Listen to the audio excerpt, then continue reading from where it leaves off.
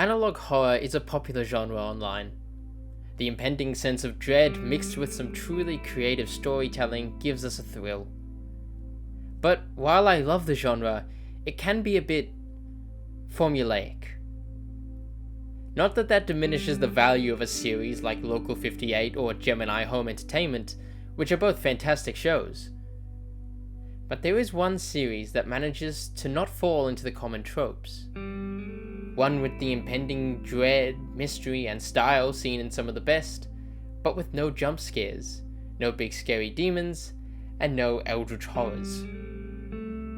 No, Petscop is something different. Alright, so, this is just to, prove to you that I'm not lying about this game that I found. I'm just gonna walk you through everything that I've seen so far, and, obviously it'll be exactly as I described it, because this is it. Created in 2017, Petscop tells the story of Paul, an innocent guy who finds an old PS1 game in his basement.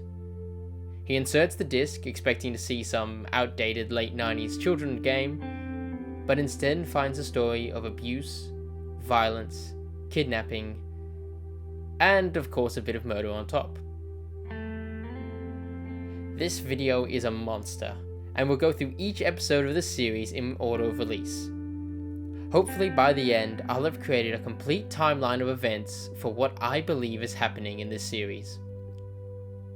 So sit back, cook some popcorn, and grab your controller, as we're about to play Petscop.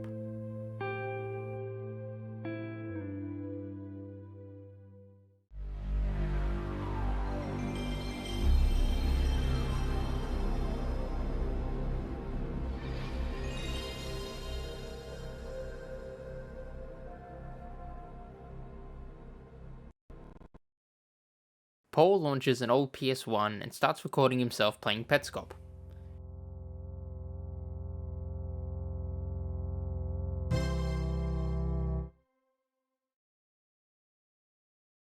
Alright, so, this is just to, prove to you that I'm not lying about this game that I found. I'm just gonna walk you through everything that I've seen so far, and, obviously it'll be exactly as I described it, because this is it. Paul approaches a sign that reads, "The gift plane has closed indefinitely, and all personnel have left. If you are unaware, the gift plane provided homes to over 100 young pets. Unfortunately, we have failed to remove all of the pets from their homes. 48 pets remain here at the time of writing. We would strongly encourage you to visit our 8 homes and find some friends to take with you. Every pet is uniquely valuable. You should have no problem finding somebody that loves you. The gift plane staff." So we have the premise of the game. Go to all the 8 levels and find the 6 pets in each one. Pretty simple stuff. Nothing out of the ordinary so far. Paul then heads towards the first level, Even Care. Paul tries to open a door, but it's locked. Or it isn't. Paul can't open doors. He then approaches another 2 signs. When you're choosing a pet, find somebody that you like. You don't have to love them right away. Don't be discouraged if they run from you. They really do want a home. They're afraid. Show them there's nothing to be afraid of. Paul then goes around completing the level and collecting all the pets, except he can't figure out how to get Ronith. He also shows us the pause menu. It contains the usual suspects, resume, options, and quit, as well as a counter for the collectibles Paul's been gathering. And some text that reads, "We hope you are enjoying the game." There's also a mysterious book of baby names. Paul then shows us the menu called Pets. This contains all the pets you've collected so far, and a little description for each of them. Amber is a young bull. She's afraid to leave home. If her home is good, this is not a problem. She is very heavy, and that makes her life a little harder, as well as yours. What's the safest place you can put her in? You should start thinking about that. Once he collects all the pets he can, Paul promises to show us the part that's actually interesting. Alright, so I still can't catch this guy. The reason we're here is because in the note that came with this, which is short, the first line in all capital letters, I'm gonna read it. It says, I walked downstairs, and when I got to the bottom, instead of proceeding, I turned the right and became a shadow monster man. Below that, a date, June 13th, 1997. For you, colon. Please go to my website on the sticker, and also go to Ronith's room, and press start, and press down, down, down, down, down, right, start. So I happen to know that this is Ronith's room, because it works, so I go here. I'm just gonna do this now. So what is it? Down, down, down, down, down, right, start. Paul inputs the code and the music stops. He heads out of even care. Paul finds himself in a dark field with a small brick building. Don't know why, but this image always reminds me of the toilet block from Slender, so I am officially freaked out. Paul tells the viewer that he thinks there's something out in the field, but he hasn't found it yet. The video abruptly cuts, and we see Paul has found a door. He tells us that he walked around for over an hour the first time he played and found nothing. But this time, he found the door in less than 15 minutes. He also doesn't feel confident that he could find the door again if he turned the game off, so he's going to keep the PlayStation running.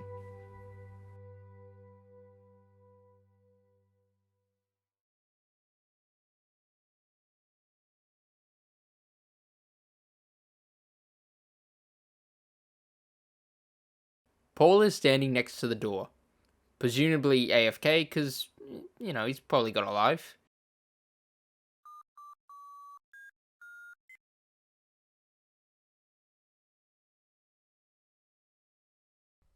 Hey, so, the door opened on its own. I was just in the other room for a couple of minutes, and I came back and the door was open, and I checked the recording, because I was recording, and the door just opens on its own. I didn't do anything. So, I'll take it, right? So I'm gonna show you what's in here now. I haven't seen it yet, so this could be interesting. So he heads downstairs. It's dark. Huh. He finds a phone and answers it. Care has left the room. What is this?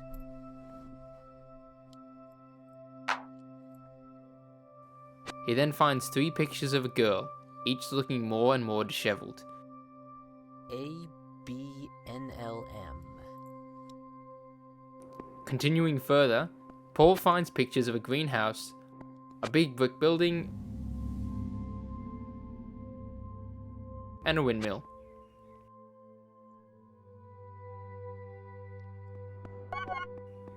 He then passes a road with cars rushing by.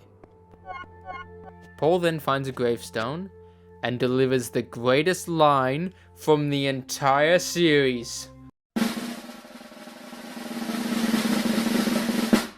That's a dead kid. He said it! He said it!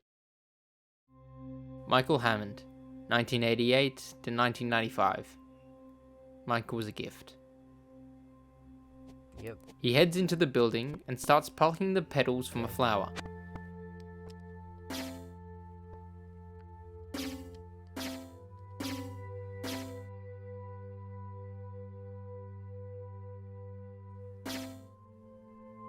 Wait.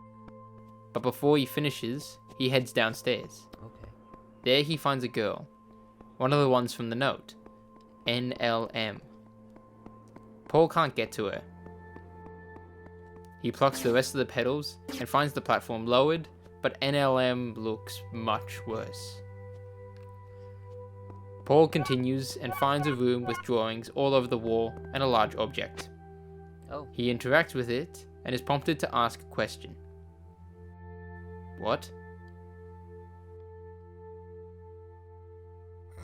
I don't know. He then interacts with the screen behind the object and sees a windmill.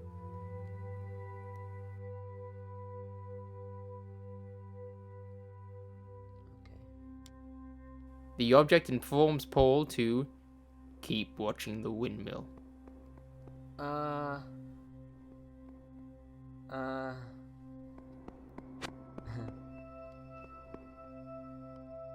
And he hears an ominous sound. Oh.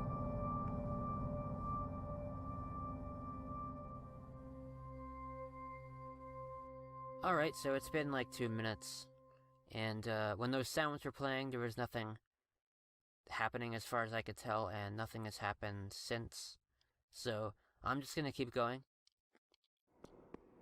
There's already been stuff that I could dig a little deeper into, and I'm gonna do that, and keep you updated. But also, when you come home next month, and hopefully you're feeling a little more enthusiastic about that now, we can investigate this together, and maybe you'll find stuff that I can't find here. Who is he talking to? So I was looking around here, so this is backwards. It says, do you remember being born? And this just says quitter's room. So interestingly, I'm on the reverse side here. Yeah, okay, so moving on.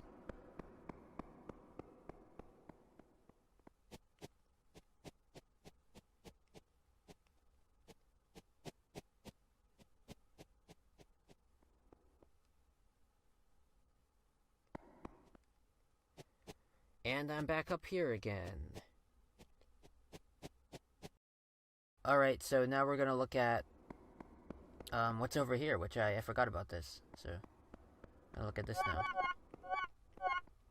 Paul then heads into a new room with large text that reads, "Good grief and alas." Interesting. He heads into a room and interacts with the canvas. What? He selects 2 eyes, 2 eyebrows, a nose, and the spacing of each element. The room begins to shake.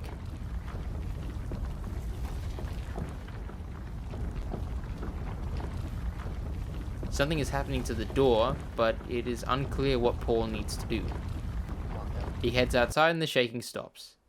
I don't think I was supposed to do that. Yeah. Yeah, I reset it.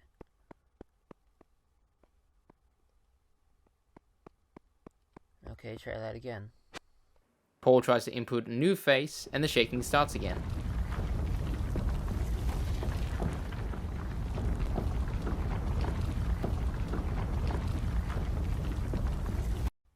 Yeah, it turned out I just had to wait, but I had to wait a while. So this is cleared out, I guess. So what's in here?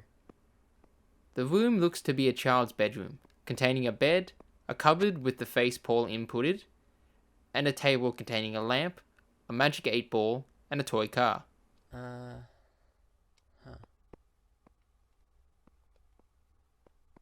So I just did it again. I put in another one of these, and I just let it go, and the room rumbles for a while, but then it just stops, kind of abruptly.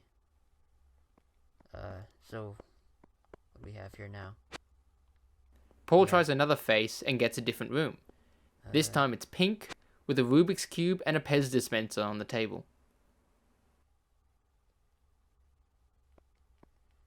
Yeah, so it seems like I put in one of these faces and it gives me a room. So, it seems like there are many combinations of these faces. So, if I were to guess, these rooms are, because there's not much variation between these rooms, they're probably generated in some way.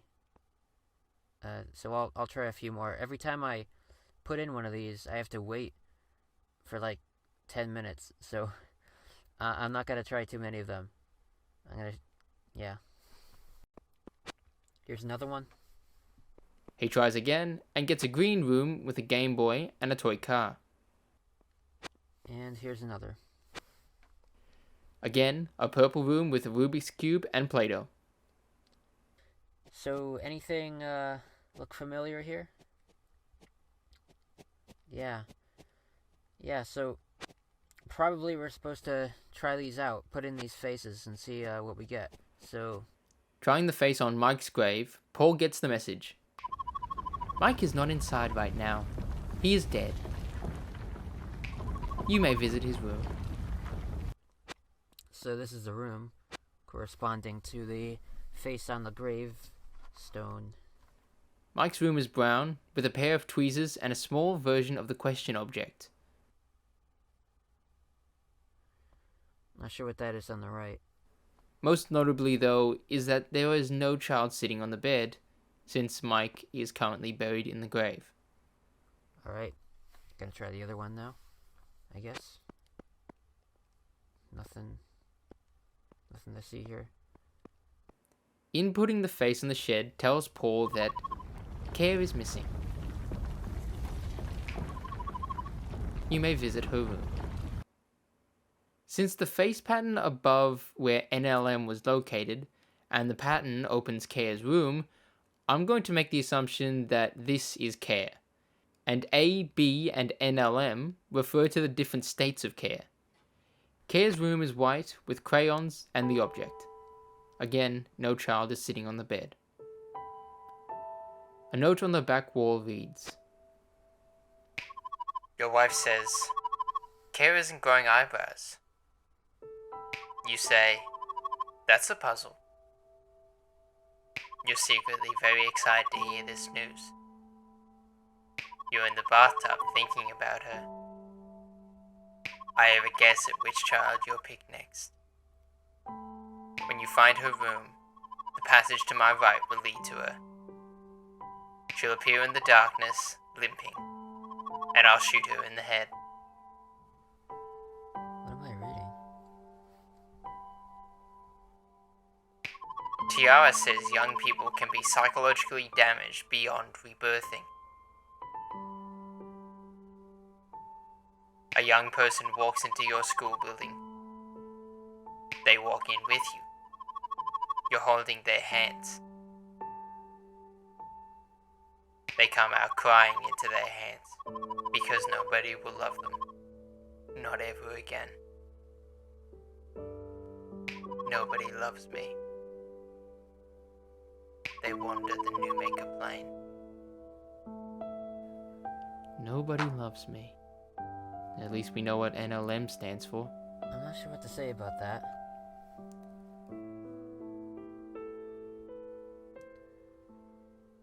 But I'm wondering now. Because the note, remember the note that came with this game? It said, for you. It was for you. And this note is referring to the player. It's saying you.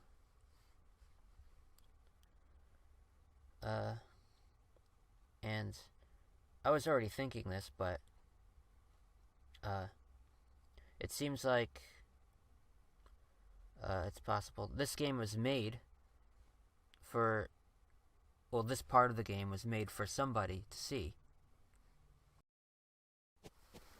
So if you remember what I was trying to explain yesterday and failed to explain, I'm just gonna demonstrate that to you now. Heading left of the stairs, he finds an object pointing north. Yeah. So I found this yesterday. So if you were to imagine what would be exactly below where I'm standing right now, and I worked it out, it's roughly the area where you have the big screen with the windmill And so I think, so this I think is a camera, and if I, walk in this direction, this is, roughly where the, windmill would be. Why there isn't actually a windmill here, I don't know. It looks sort of like a placeholder for it.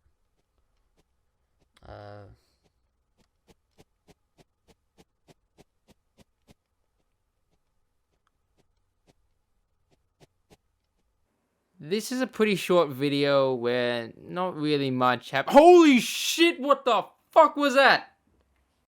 Well, looks like Paul's not alone. Paul heads back to the question object and tells the viewer that he tried to ask the object several questions, most of which resulted in the response, I don't know. But a few questions gave him some interesting answers. Who is Tiara? Petscop kid. Very smart. Who am I? Newmaker. Where am I? Under the Newmaker plane. And then I asked, who are you? I don't know why that just happened.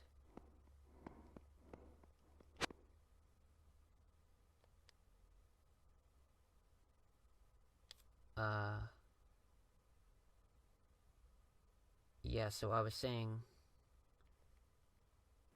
Who are you?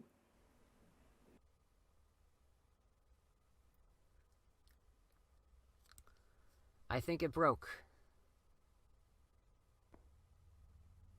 Turn off PlayStation. Okay. So that's not what it said before when I put in that question. Did not look anything like that. Okay. What do I ask now? Why? Okay.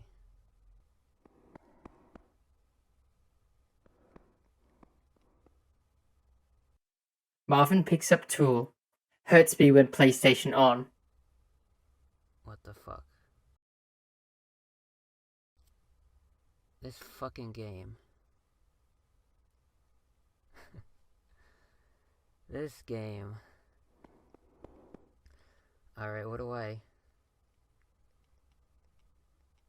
have to ask now?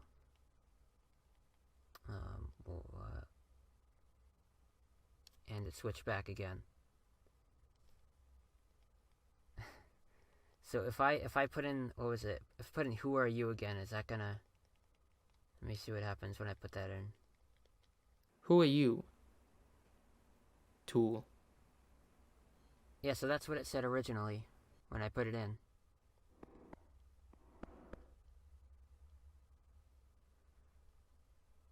Oh, well, okay, that's bizarre.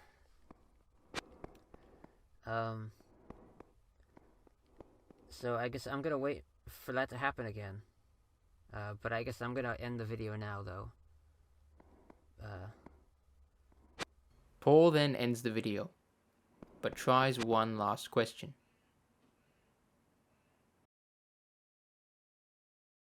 Remember being born? I'm not Tiara.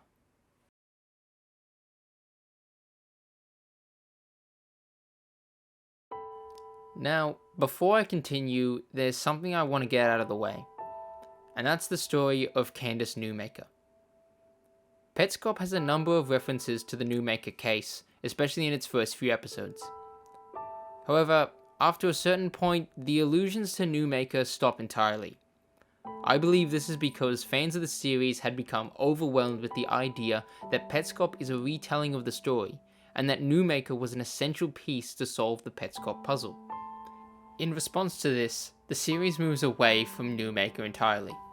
even renaming the player character to Guardian in Petscop 18. Due to this, I don't believe that Newmaker's story is relevant to this video, and if I were going to talk about it here, it would only be for shock value. There are plenty of videos that go into the detail about what happened to Candice Newmaker and her possible connection to Petscop, including this great one by Nightmare Masterclass. There's also plenty of material online, including her Wikipedia page, various articles, and a full transcript of the horrific event.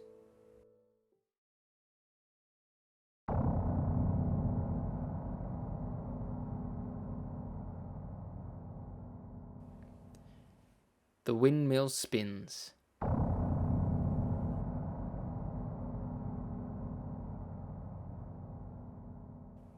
And spins.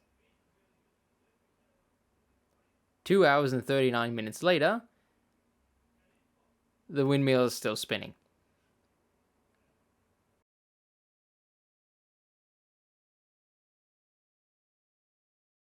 A shadowy figure enters the windmill.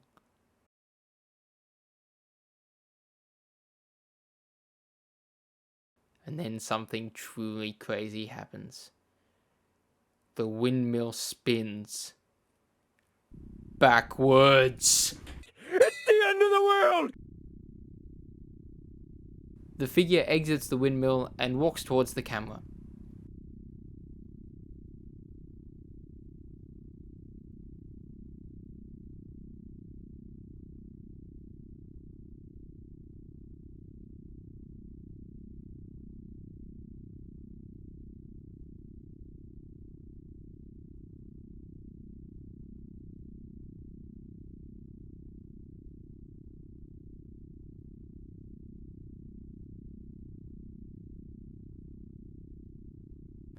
He then rotates the camera until it's facing the other direction.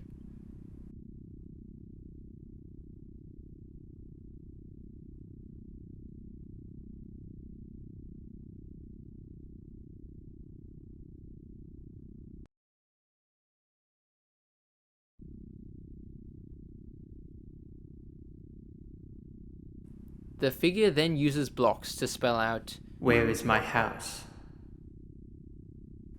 before building a little green house.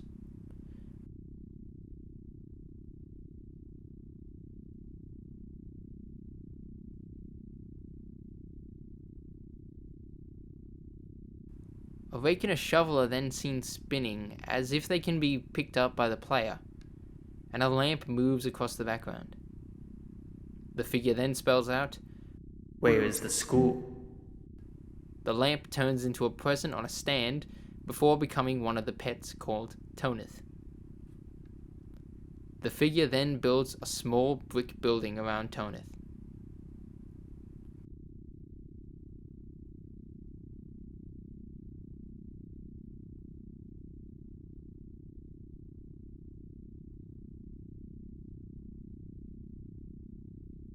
Finally, the figure spells, I will follow.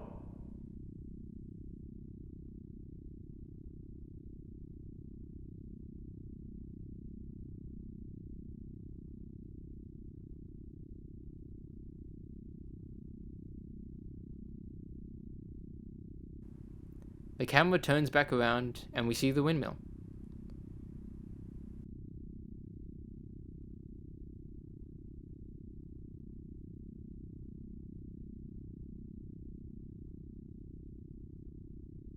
One hour, 24 minutes later, the windmill disappears.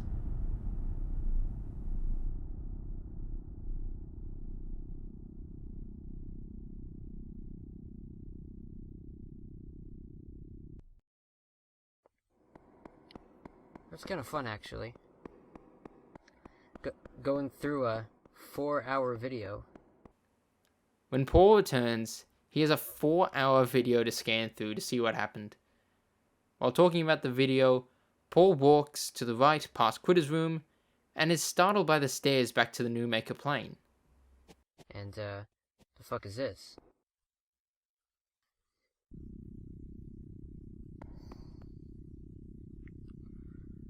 That's neat. Alright, I want to pause here for a second. This is a clip from Petscop 2.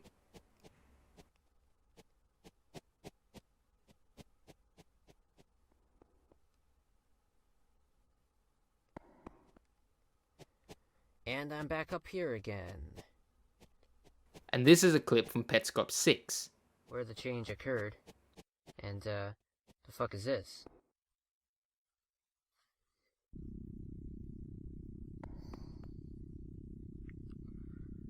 That's neat.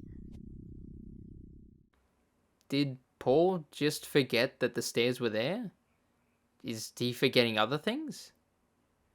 Paul heads over to the camera and finds that it's shorter and red. Well, that's red now.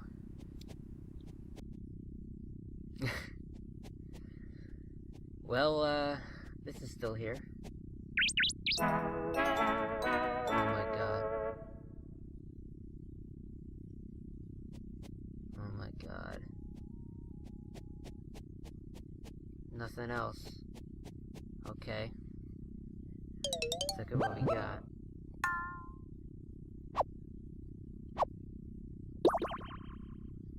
Enter a description here.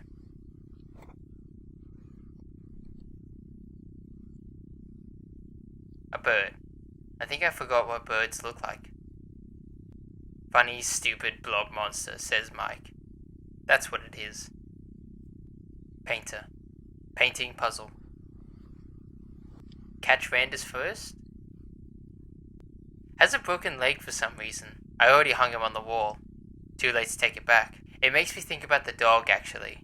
Because when the car hit him, I thought, at least it'll be over soon. He survived it. And I was the only one who still wanted to put him down. A dog is an innocent. Uh-oh. When that dog wags its tail and it appears happy, it's not real.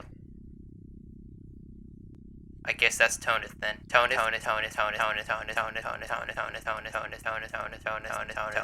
The end. It's yucky outside.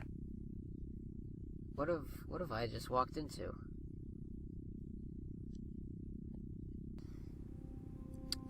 Paul then explores the pets menu and finds 3 new slots for Care A, B, and NLM. Okay, so I actually... This is new to me. Discovering a lot of interesting things. Whoops. I meant to talk about this, because this doesn't do anything, right? This menu option, nothing happens. I'm guessing at some point you could name your pets. He then explores around the platform where the windmill was, which is still missing.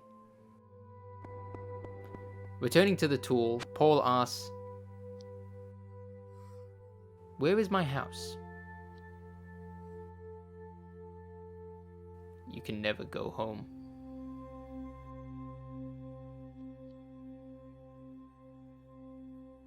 Where is the school?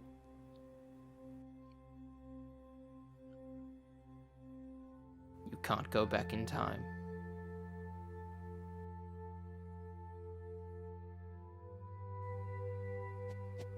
Paul then posits a theory. This game is trying very hard to make it seem like there's an entity in it.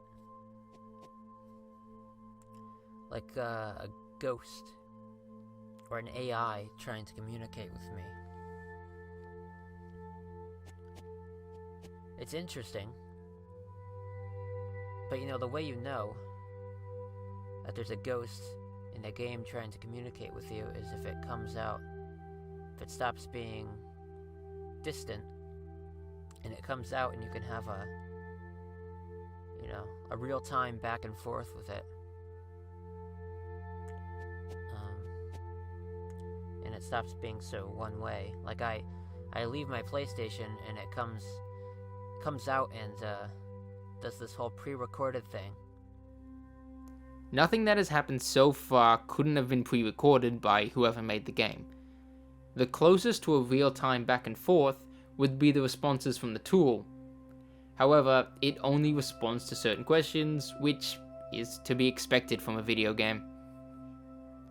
So, while it may seem that Petscop might be haunted, Paul is skeptical. But, you know, looking forward to what I might see next. It's very interesting, this game, because you can walk around and something will just happen, you know? Because I created a new file, and I tried to be scientific about it. I went and did all the same things that I did this time, and the same things did not happen. None of the things happened. None of the oddities occurred. Like the thing in the mirror room, for example. So there's a bit of randomness in it, and it's interesting how it doesn't seem to really care if you see everything, I guess.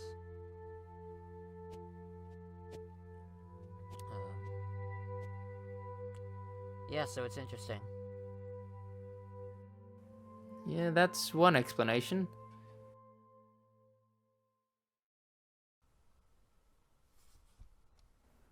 Paul is back in Quitter's room. We hear him shuffling through some papers.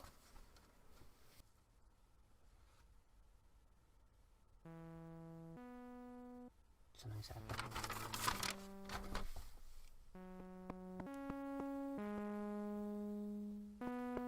He hears a tune playing, and the person on the other side is gone.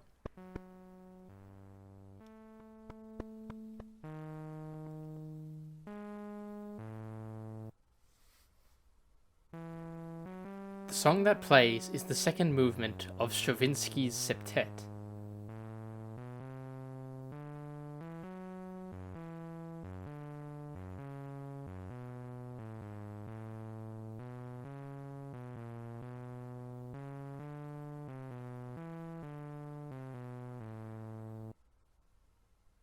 The tune ends, and the person comes back. Oh, hi there. Weird. Okay. Paul inspects the note on the wall again, and someone has added a new message. Come here. Okay. Paul returns to the tool and finds it pink again. It tells him, I love you, Newmaker. Please show Marvin where his house is. assuming that Marvin is the figure who asked, "Where is my house?" in Petscop 6, we now have a name for that character. Oh, I need to be quick about this, actually. Because it could turn red again. So I'm going to ask, who are you? Which I feel like we know at this point. But good to confirm.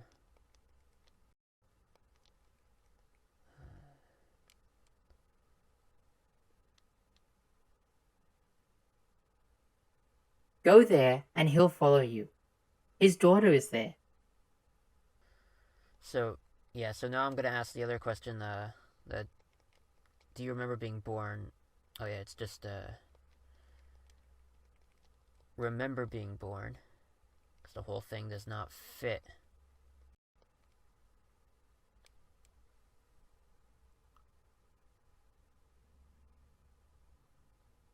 Also wants 1,000 pieces for a machine beyond school basement stairway. Also not an answer to my question. Yeah, and it, yeah, well. Paul heads back to the child rooms and interacts with the slot next to the door.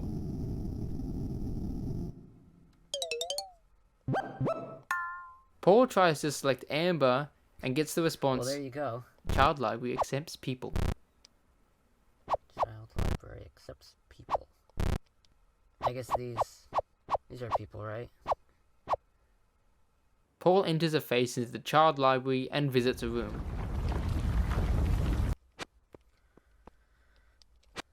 Anything out of the ordinary here?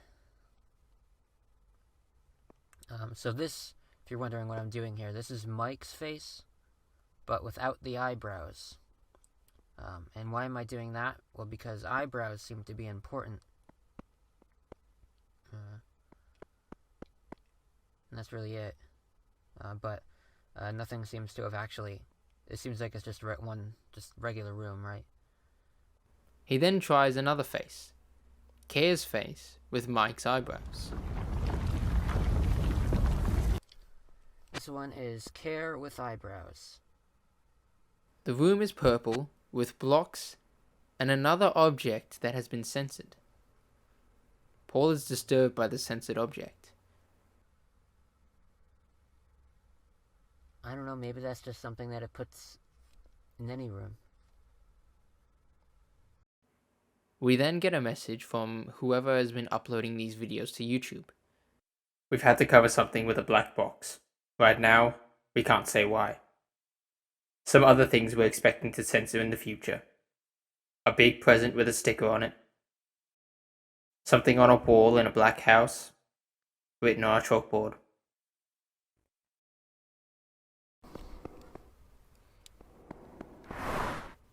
Paul stands next to a road with cars rushing past. Every time he stands on the road, the cars stop. Until Marvin appears. What? What?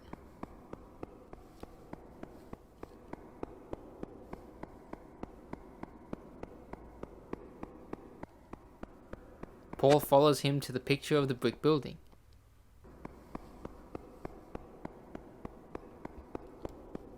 Then the picture of the green house.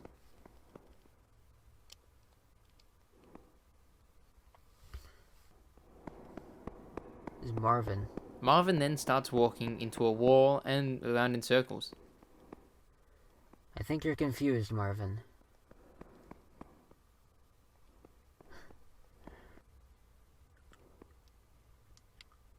What? He leaves and Paul loses him. Excuse me? Paul thinks he will find Marvin upstairs back in the Newmaker plane, but finds nothing. Yeah, well, the thing is, it's not here now. There's not even a passageway or anything. Can you remember when you saw this?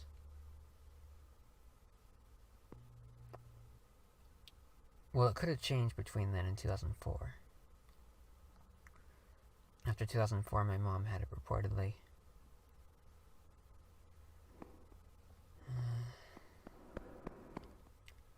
Well, okay. Thanks.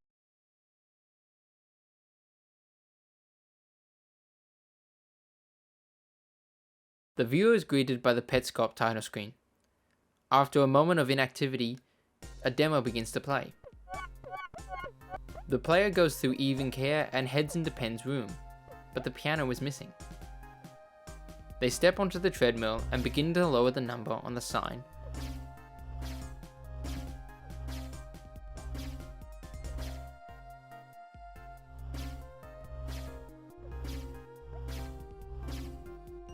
Until they stop at 3. After a pause, they keep moving until they reach 0. The screen freezes.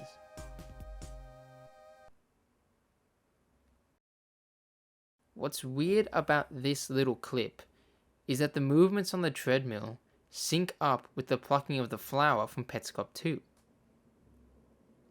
So there's some connection between the events underground and actions taken in Even Care, or Paul's inputs and these demos. Paul revisits the shed and finds the flower still gone and Care NLM in the same position.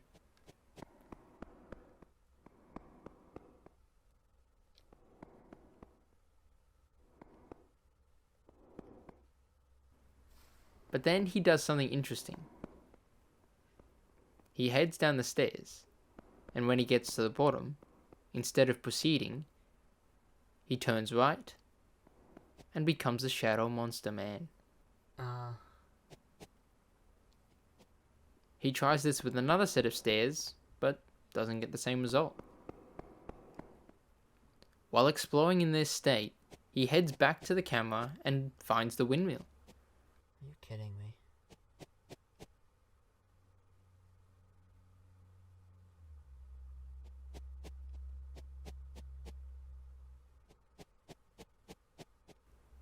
Inside is a sign with a face pattern, a white tool, and a set of gears with a girl on top. Paul interacts with the tool and stabs the girl. He's rewarded with 50 pieces.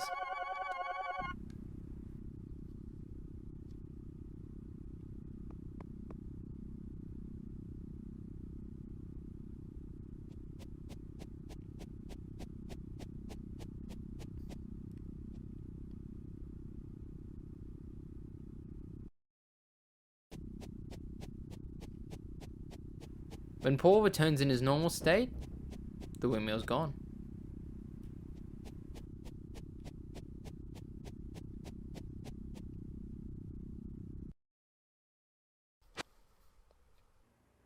Paul inputs the face pattern into the child library and receives the message, "You found her. You may visit her room." Another player is already in the room reading a note, or writing it. They exit through a door at the back. The room is white with a tool and a windmill.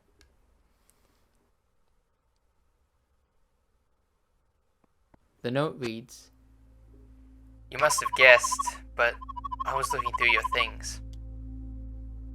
I found that picture of you from 1977, standing in front of an old windmill with your friend. You went there, and it was a bad idea. Your friend and the windmill both disappeared into thin air.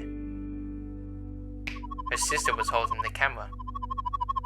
She took another picture minutes later. Just you. No windmill, and no friend. You married her sister, and years later your friend was reborn as your daughter. Your wife won't admit this is true, but I know it, because I found the evidence. Your friend never returned with you, and the windmill was gone. I went to see it myself. Where is it? What did you do?" Raina, Newmaker.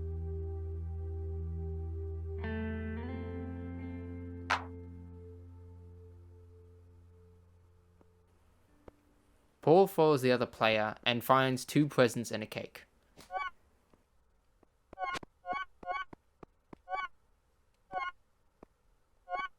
At the back, there's a window with a bench, a piece of cake, and a pinwheel.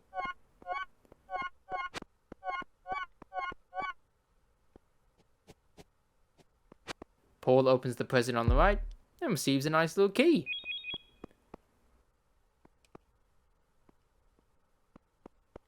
He then opens the present on the left. A big present with a sticker on it. A spinning red triangular object is censored. What the fuck? Paul is once again disturbed by what he sees.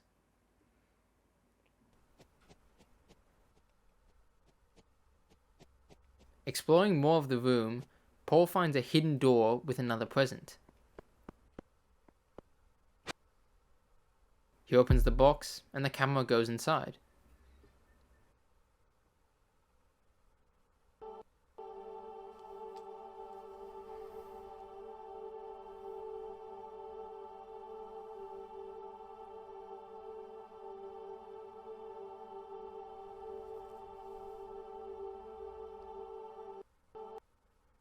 Paul is back in the Newmaker plane.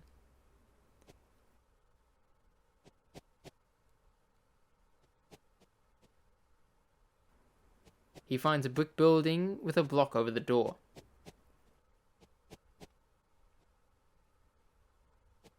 He heads into the building and is back in even care. The symbol that was on the block outside is in the background in this room. Everything in even care is exactly how he left it, except the piano is missing in Penn's room. He walks on the treadmill and sets it to -1.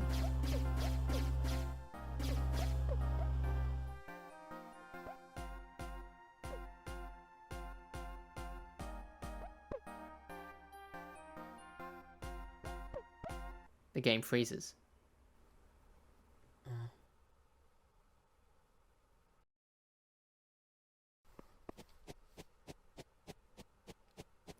Heading back to the shed, Care NLM is in a better state now, and Paul catches her.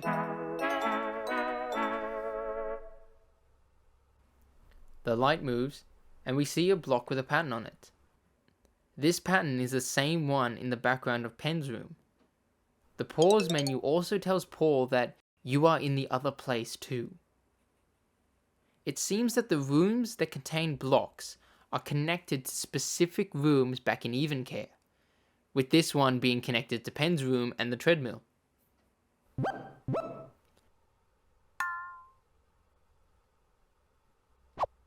Care NLM's description reads: Care NLM escaped from the school's basement and wandered the Newmaker plane for days. To catch her, you had to lie, but it may not be a lie forever.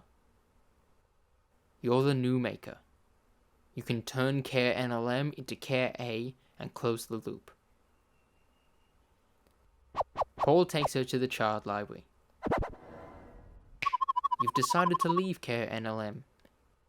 If you change your mind within 6 months, you can take Care NLM back. What month is it anyway? What year is it?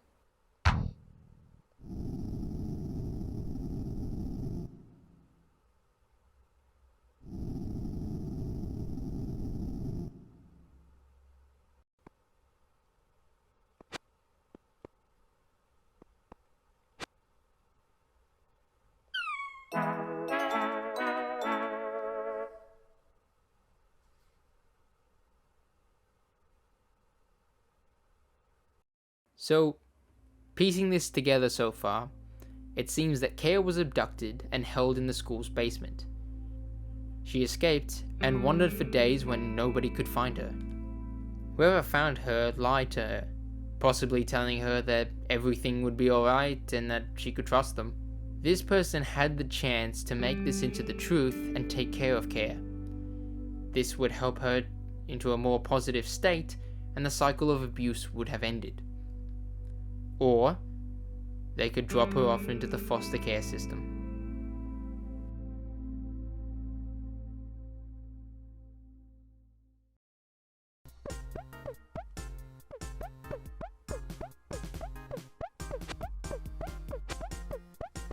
Paul is still exploring Even Care.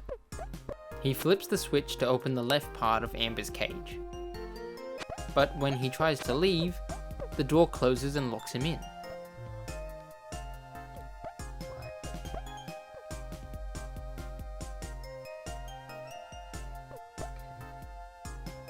Paul is forced to reset the PlayStation.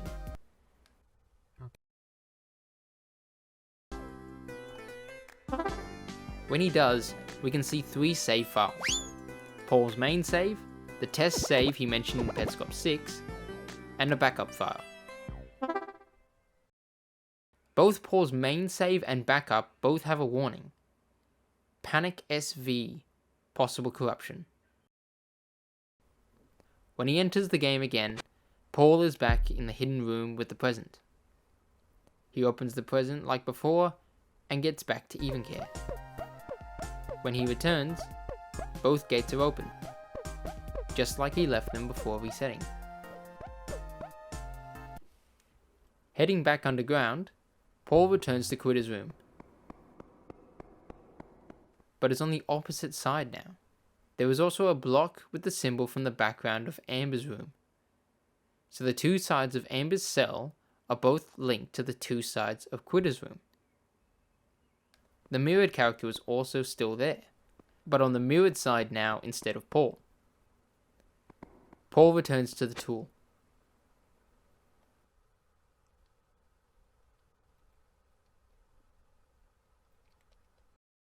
What month is it? A red calendar comes down in front of the tool.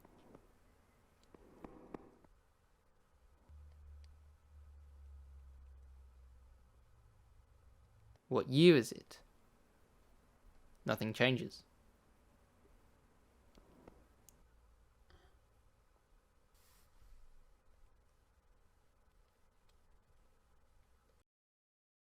Where is the windmill? The response is censored.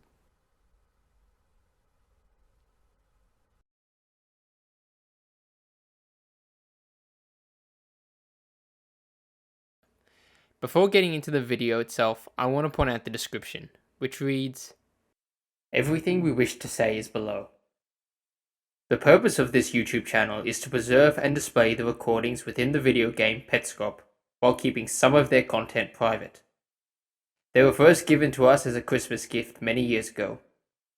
The game had an interesting journey before and after that day. Paul created some additional recordings in 2017 as a way to show Petscop gameplay to his friend. He created this account in order to upload those additional recordings in video format. He later passed ownership of the channel to us, but continued to record himself at our strong suggestion. Though he had issues with the arrangement, these have finally been settled. Please enjoy the recordings in Petscop. We do." This confirms that Paul is no longer in control of the channel. So, who is? Signs along the way that I ignored, because it would have been a completely ridiculous idea to me. But when I found my room, it made, well, I was shocked at first, but it made sense, especially considering where I found the game in the first place. That would be tied in some way to me through you. The episode starts with Paul mid-sentence talking about signs which he ignored, because it would have been a ridiculous idea. What signs? What's the idea? He then continues to talk about when he found his room.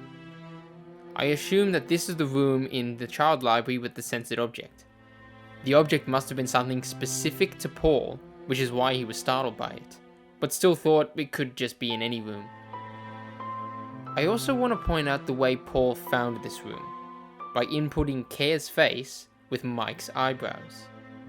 As we know from Petscop 3, Care doesn't have eyebrows, but we now know that Paul looks like Care, but with eyebrows. Similar appearances are often associated with similar genetic traits, which are obviously shared by family. Is it possible that Mike, Care, and Paul are all related? There's also another theory that I want to touch on quickly. That's the idea that Paul is Care. As we know, Care was abducted and held in the school's basement until they escaped. This would have been a traumatic experience for them. While there is no evidence that suggests trauma can cause gender dysmorphia, it's possible the experience caused Care to disassociate. Altering their gender identity may have been a way to help move forward. The memories of the abduction may have also been repressed, and that's why Paul doesn't remember any of this. Repressing memories can also be linked to amnesia, which would explain why Paul was startled by the stairs in Petscop 6, even though he already encountered them in Petscop 2. So either Care is related to Paul as a part of his immediate or extended family, or Paul is transgender and used to be known as Care. Anyway, back to the video. Paul mentions that finding his room made sense, especially considering where he found the game, and that the game would be tied to him some way through you. So the viewer is somehow tied to Petscop, and because of their connection to Paul, Paul gets a room in the child library. And I'm trying to think, when was the last time I saw any of you at all? It had to have been like 1999. I was a kid. I was a small kid. Tiny kid. But it would make sense in the timeline. When was the last time I saw any of you at all? Any of you? Could he be referring to his extended family? If so, then is this Care that he's making the videos for? Paul is moving around the Newmaker plane in an elaborate way. He tells the viewer that he came home and made a big drawing which he can explain but you need to see the drawing to understand the explanation. He's about 90% sure it'll work. He starts moving in circles and a white text box appears. Holy shit. Holy shit. It worked.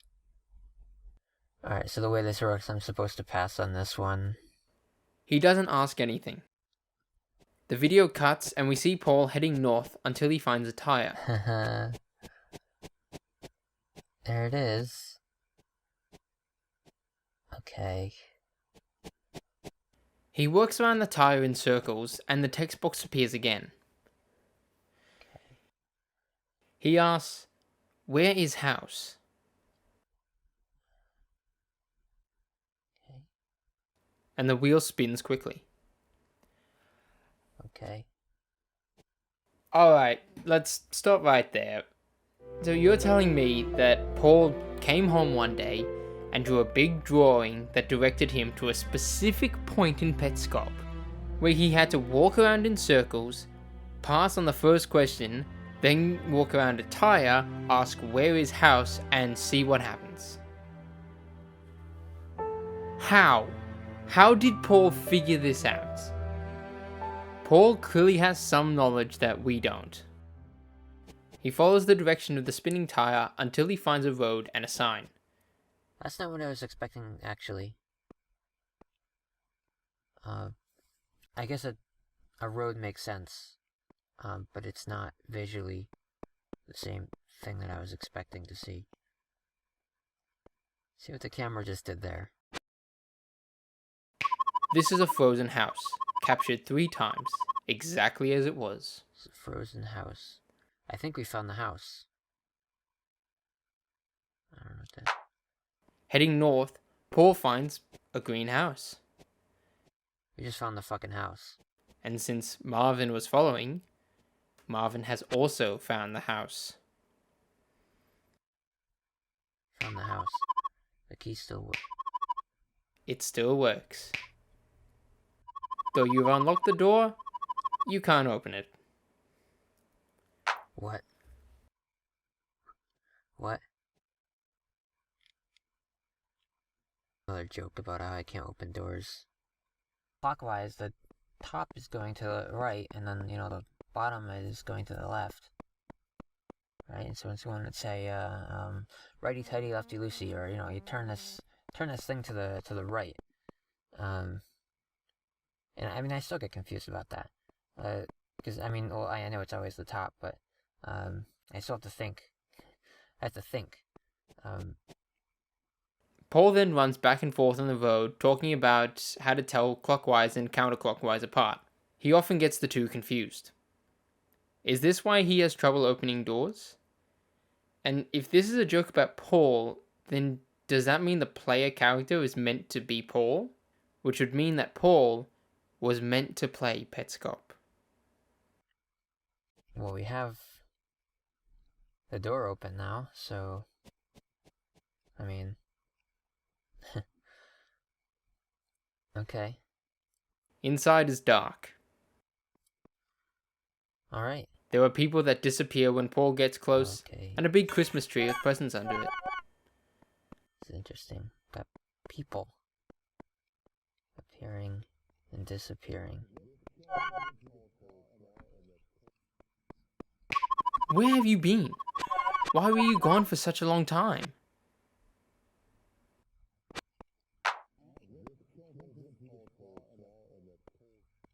Is this a present?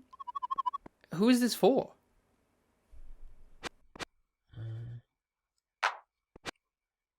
Paul interacts with the green calendar on the wall. Calendars here. It's December. The number 25 is animated with a Christmas tree, and the days after it are grayed out. Looking at the rest of the calendar, every second day in January is highlighted green.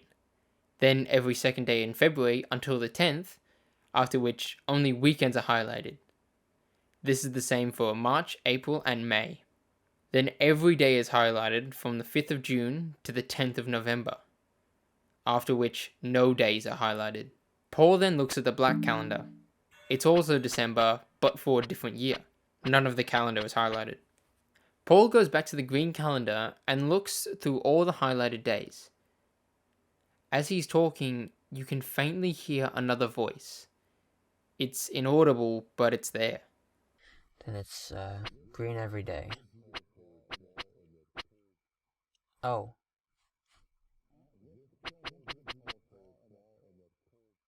Okay. I don't know if you got that immediately.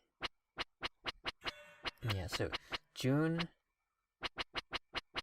to November. Yeah, on that topic, I don't remember meeting this girl at all. I don't remember knowing her at any point. And I remember you saying that we are,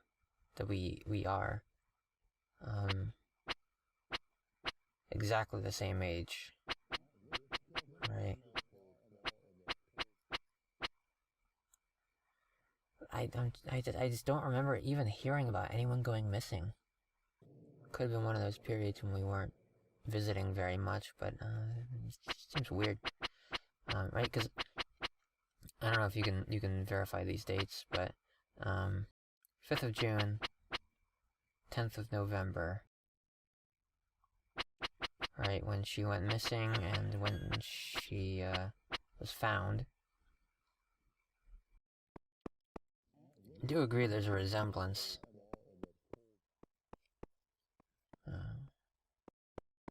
Can I use the bathroom?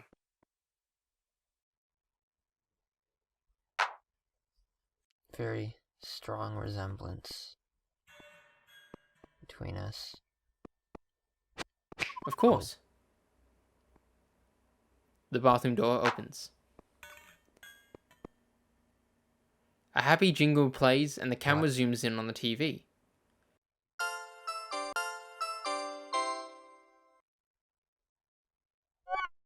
The hell? That was an experience. The bathroom looks like a bathroom. Bath, sink, toilet, the usual. Huh. Above the bath, though, where the shower head would be, is a block with a symbol. The same symbol from the background of Randus and Wavy's room. In fact, come to think of it, the layout of the house itself is similar to Randus and Wavy's room. Paul walks into the bath and the screen cuts to black.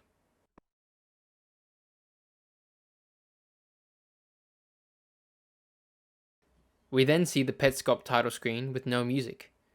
Another demo plays. We see the road underground where the cars come from. The camera moves down and lands on the road. We start moving forward through the tunnel like a car driving on the road.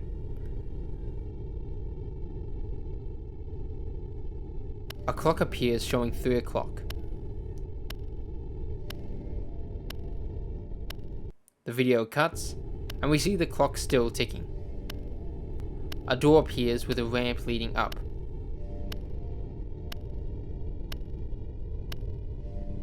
The car drives through the ramp. The player is in the Newmaker plane with Marvin, who is standing in front of a bench. They are prompted to plug in another controller to talk. Hello. Paul.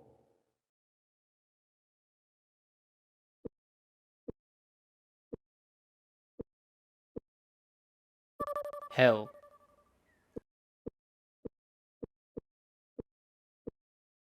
Hello. Funny. Ha ha. Paul follows Marvin into a large brick building. The game shifts into a weird perspective. It seems like it's supposed to be first person, but the player character is still visible. Paul explores the school and realizes he can manipulate the green tool on screen. He comes across a series of lockers and interacts with the padlock on the end one. He doesn't know the combination. The video cuts again. Paul is back in the house and enters the bathroom. What? The jingle plays, but this time the camera zooms out from the TV. The hell? That was an experience. Here's Paul's response from the first time he entered the bathroom. What?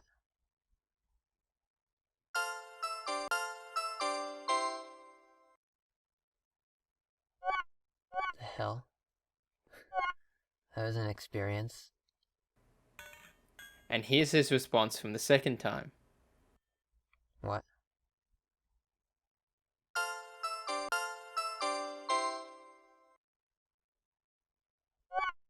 The hell? That was an experience. Why is Paul reacting the same way to something he's already seen? Is he forgetting things again? The bathroom is the same, except the block is missing. Huh. Paul moves around the bathroom the exact same way he did before. Hey. I could have sworn I just saw... above the bathtub... those, white blocks with the symbols on them. We were seeing some of those before. I could have sworn I just saw one of those right there. Paul's experiencing deja vu from the first time he entered the bathroom, but forgot. Yeah. When he exits the bathroom, the black calendar and the Christmas tree are Everything's missing. different now. There's some kind of vibrating Tree's object gone. on the table and a bucket. Got a bucket here. What's going on? And, that looks the same. He reads a note on the wall. My husband may come here after 6 p.m. Please stay overnight if you can. Thank you so much.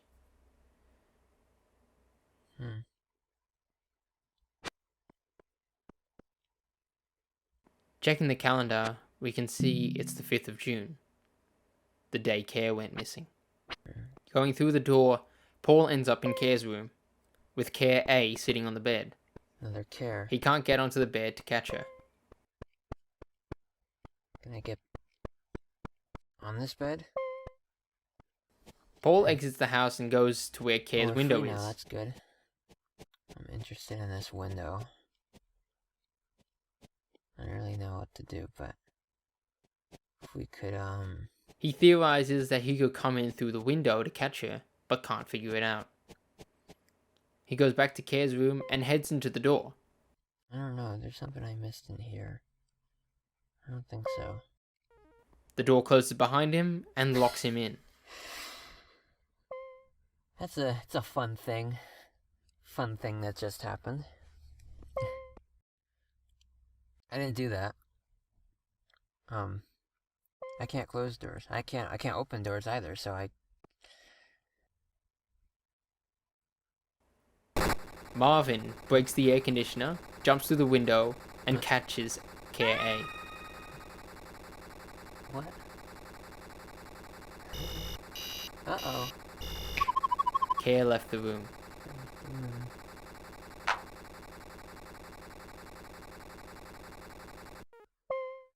The room resets and the door opens. Just gonna put everything back where it was. Still can't, Right, so... Marvin is still in the house and leaves through the door to the right. What? Shit. Paul heads back outside and sees a ladder next to Care's window. Yeah, now there's a cute little ladder there.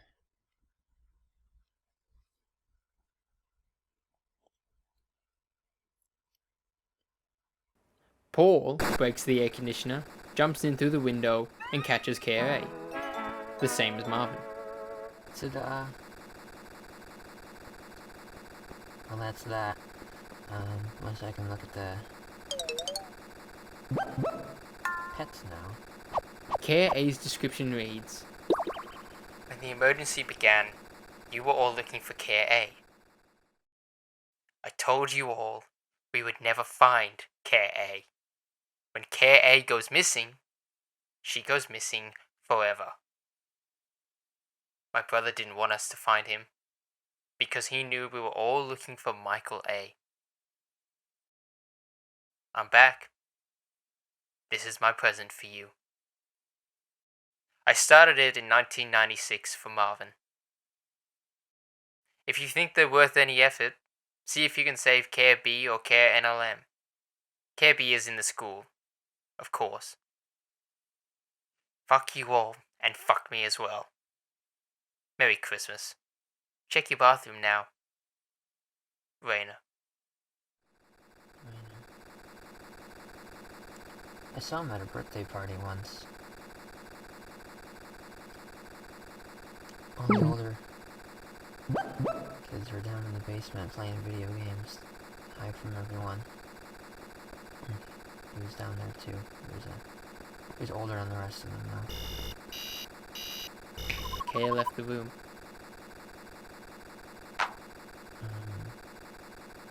So check your bathroom.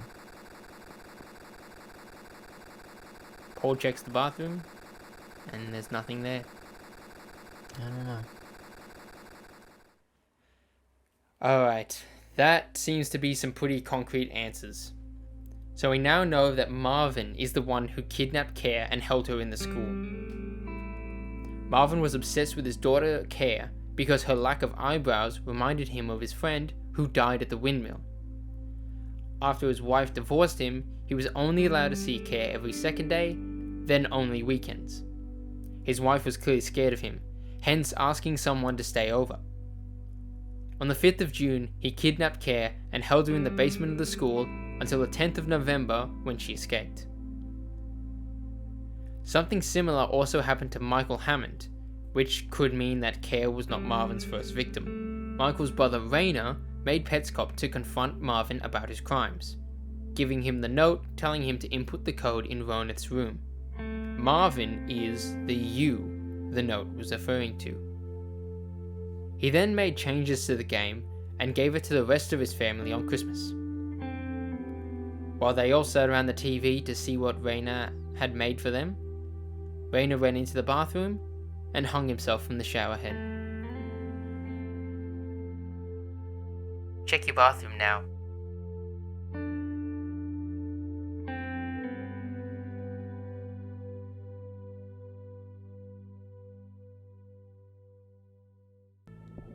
The video returns to the demo of the school. Paul heads into a classroom and sees Marvin standing behind a desk. Play music for baby. She will become melody. Paul picks up a triangular object. Play Needle's piano now.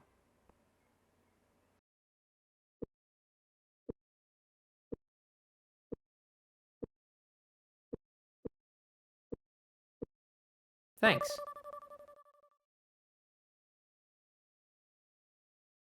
Paul begins to play music, and the notes appear on the chalkboard behind him. Marvin looks happy.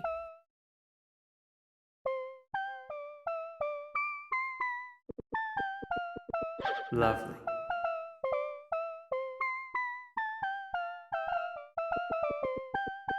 Lovely.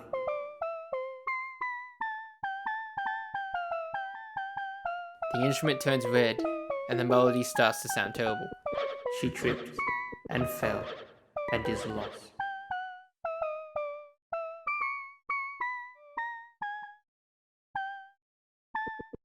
Stop.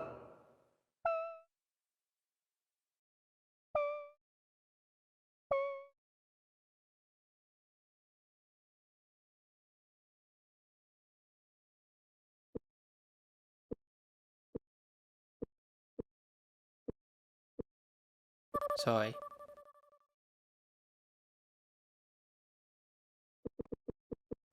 Tiara plays bad music too. Do it right next time.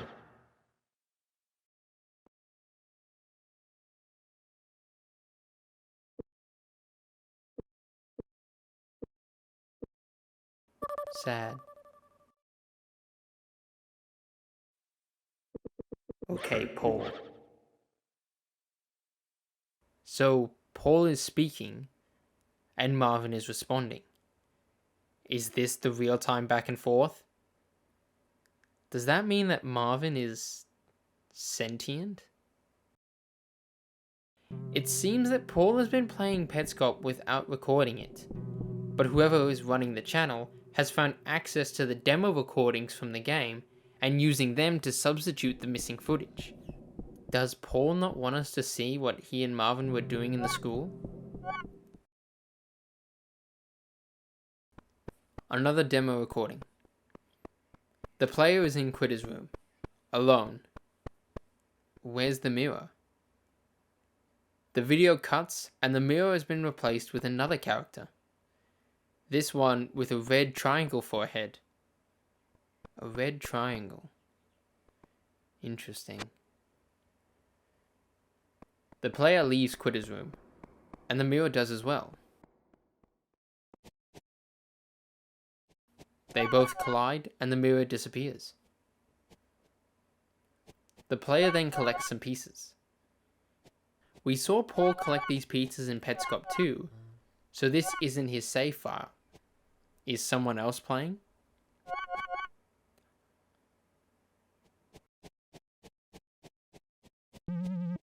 Hi, Belle. You're free. I left these messages for you to look at, in case you were ever rescued. So, while you walk around looking for something to do, I'll come up periodically. When the messages run out, I'll be out of your hair forever and ever. So Belle was supposedly trapped in Quitter's room. Was she released when Paul opened both sides? You've apparently been running Petscop non-stop for 558,758,221 seconds, or 153,822 hours. This is roughly 17 years. That looks dubious to me. What do you think? Is that how long Belle was trapped in Quitter's room?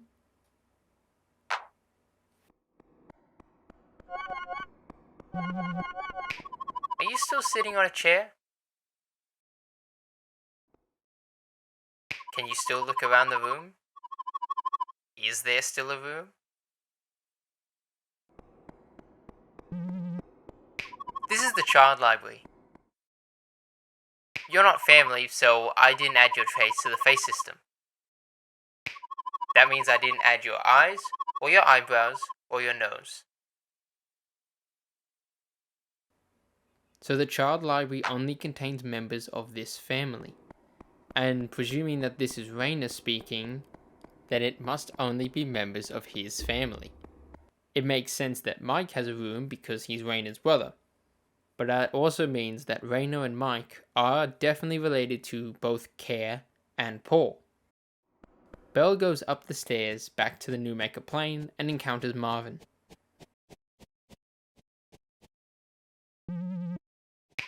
Don't get lost. She follows Marvin until he freezes mid-animation.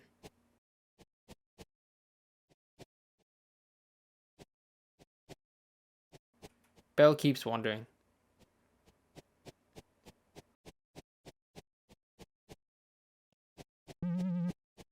Happy birthday, Belle.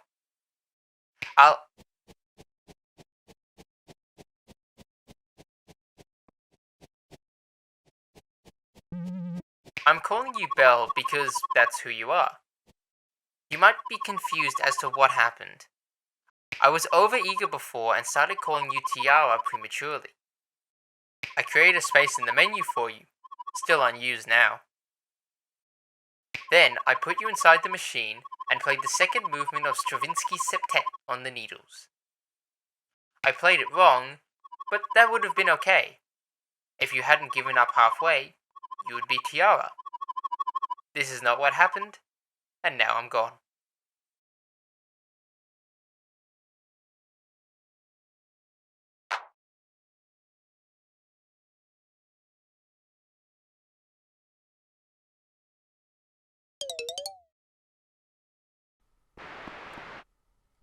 player is back in the house pushing the bucket around.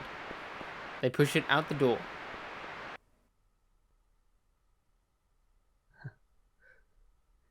Looks like we finally made some progress. I think.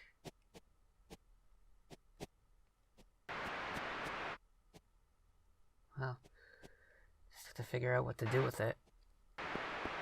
Paul pushes the bucket onto the road and chases a blue tool.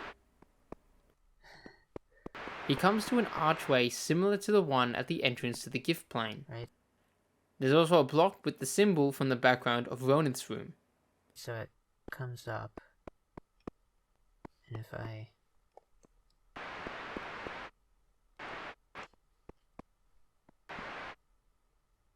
Oh.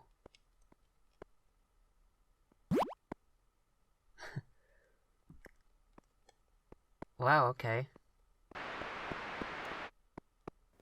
Paul pushes the bucket back along the road and into the house.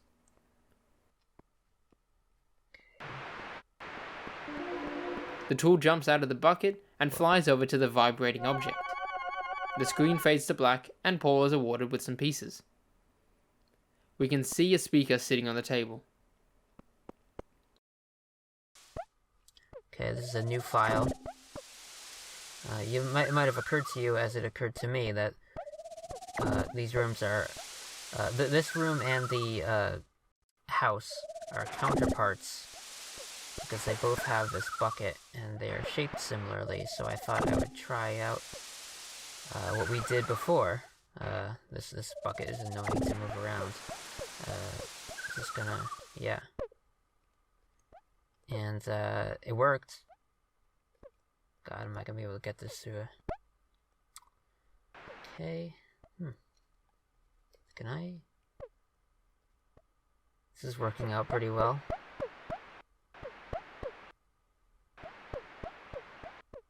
And I'm feeling some doubt because this bucket seems way too small. But I should not have felt doubt. Just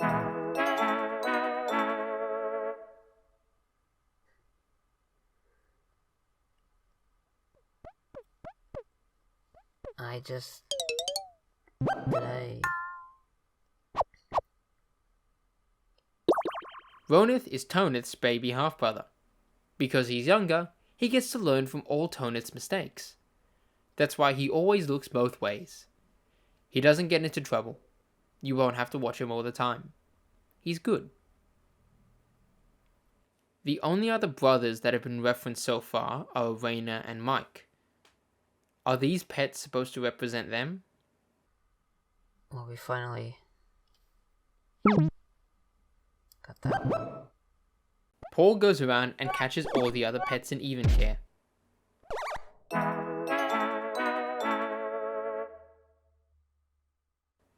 Congratulations! You caught every pet in even care, aside from Tonith, who isn't here yet. You have seen everything in the game so far, but there will obviously be more. It's a growing organism. Your controller inputs will be useful, but your feedback will be even more useful. We then hear a faint knocking sound.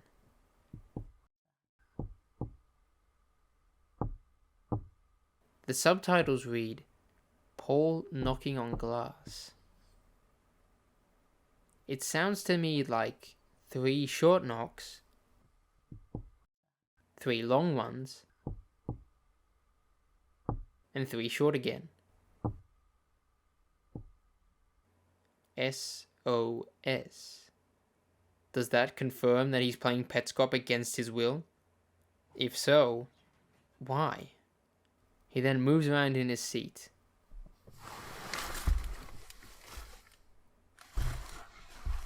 Please leave the PlayStation on when you leave. You can stand up now. Please leave PlayStation on. Marvin picks up tool. Hurts me when PlayStation on.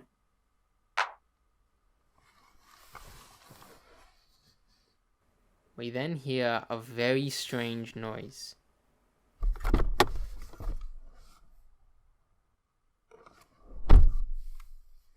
Where's Paul going?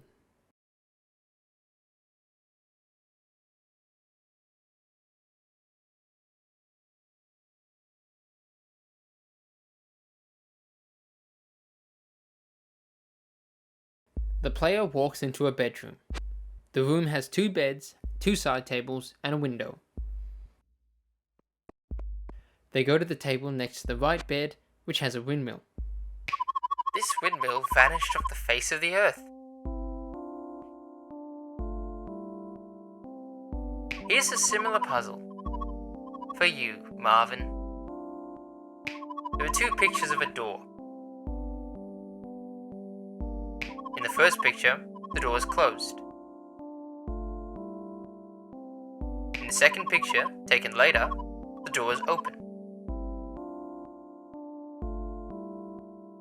Nobody opened the door. The door did not open itself. The door, in fact, did not open at all. What happened?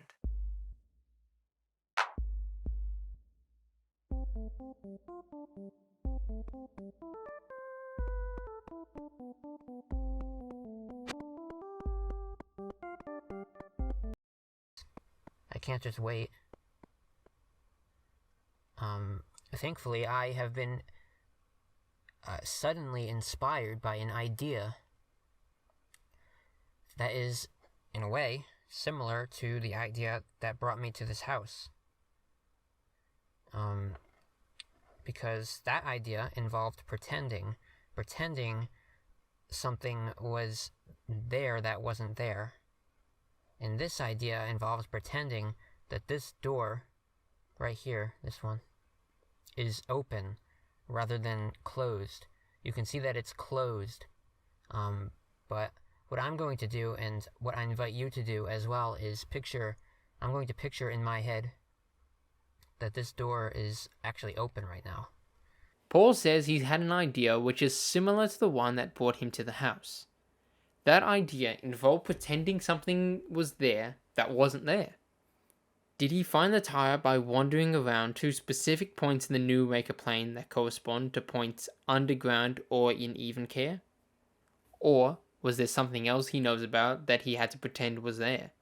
The idea Paul has had is to pretend that the door is open when it isn't. The video then fades into a demo recording of the same session. In the demo, the door is open, but not in the actual gameplay. And if I were to pass through this doorway, what would happen? Would I bump into a door? No, because the door is open, right?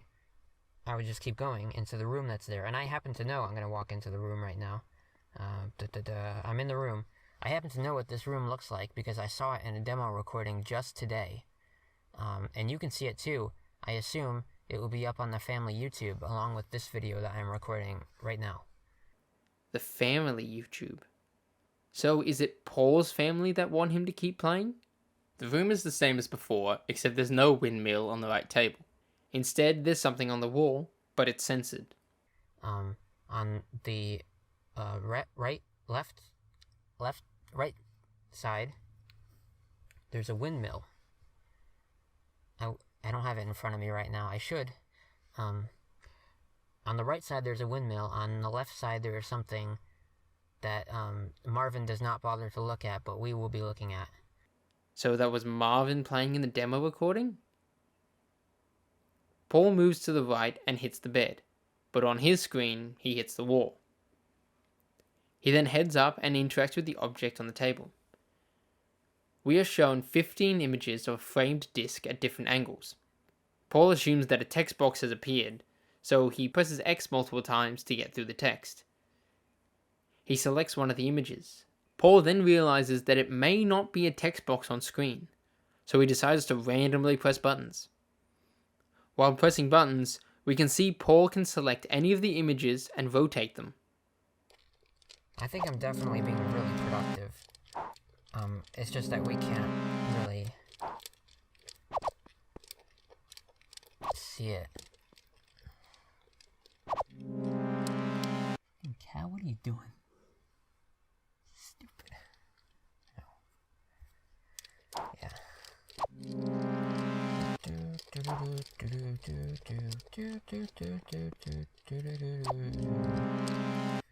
I'm playing this game too fucking much. Okay.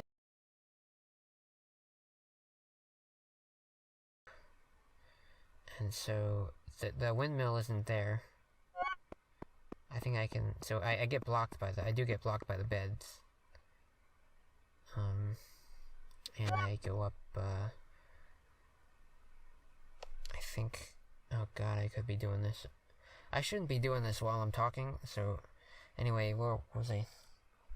So I've actually seen recordings that it made of me from a year ago. And I had not seen that, recording in the time between, so it was holding on to this thing, and it only decided a year later to play back. There are also recordings that I assume are stored on the CD, or might even be scripted. But in one of the recent videos, this was one that went on the public YouTube. I lost the video. I lost it. I had the audio. The game had the recording. Even there were two parts to this session. It had both of them. It played them back 2 different occasions as demo recordings. I got them, but okay. So here's the thing. Those demo recordings can be different, right? They can be different from when I was playing. So when I caught all those pets and it showed the text, that was different from what it showed when I was playing. It showed something. It happened to line up right perfectly, the same number of text boxes and so forth, and also the music wasn't there in the demo. There can be differences, and this was part of what made it seem reasonable that the door could be open. I'm not saying it wasn't still nuts. Trying again. This is attempt 22. And I think that's right.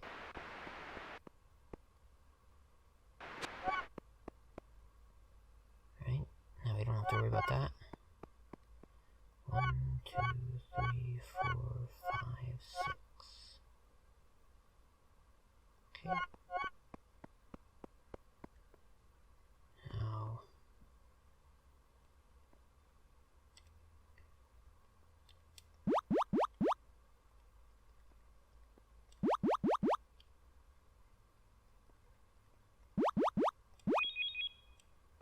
Okay, hopefully we got it.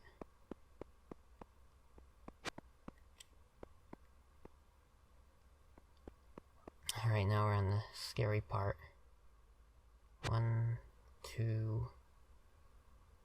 Now, 1, 2, 3, 4, 5, 6, 7. After making it into the door, Paul resets the PlayStation.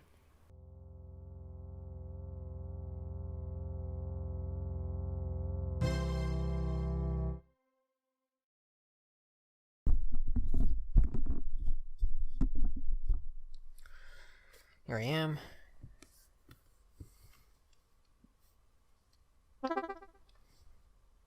Paul presses start and finds only one save file, called Strange Situation.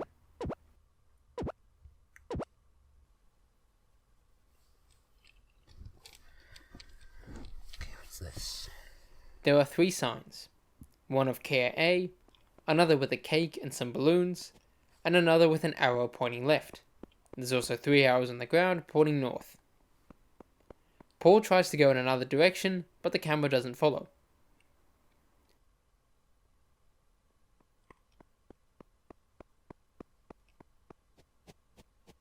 He heads north into a black house. You made it! Happy birthday! Once inside, we see the whole house has been painted black. There's balloons and a cake with presents under it. Why are you covering your face? Oh. Paul interacts with the cake. Of course I recognize you. Those eyes, that nose, that's still you. Throughout Petscop, there's been 3 features of a face. Eyes, nose, and eyebrows. This person only mentioned eyes and nose. And who do we know that doesn't have any eyebrows?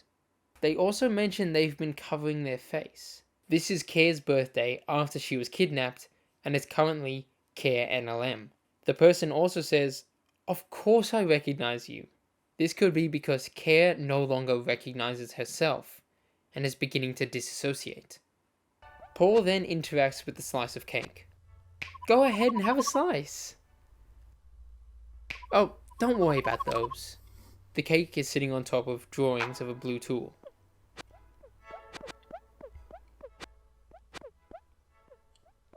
Paul looks at the green calendar. November 12th. The rest of the calendar is highlighted the same. It's only been 2 days since Kay escaped Marvin. I sure hope you've realized by now. It doesn't matter how long you've been gone. It doesn't matter how much you've changed. You aren't lost. Stop wondering and come home. This person wants Care to come home and be like she was before. I told you all we would never find Care A. When Care A goes missing, she goes missing forever. This is not Care A, but Care NLM. Paul then checks the red calendar. Also November 12th, another year. None of the days are highlighted. Check something.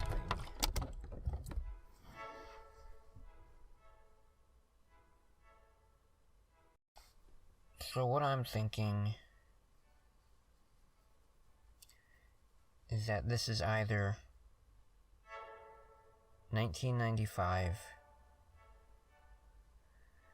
or it's 2017. Raina's brother Mike died in 1995, presumably killed by Marvin. Paul also started playing Petscop in 2017, so the game may think that that's the year, even though the video was uploaded in 2018. Either year would make sense. Paul walks through the bedroom door and hears a thud. Care, are you okay?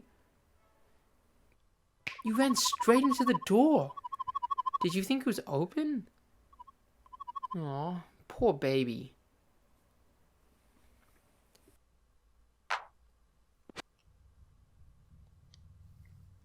Paul interacts with the table and the frame disc gone. Where is the disc?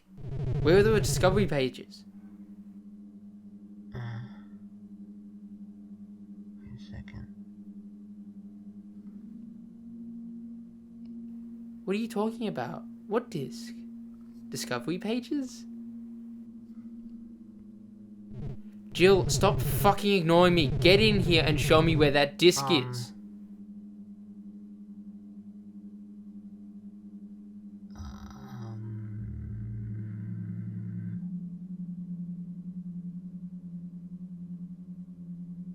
Jill!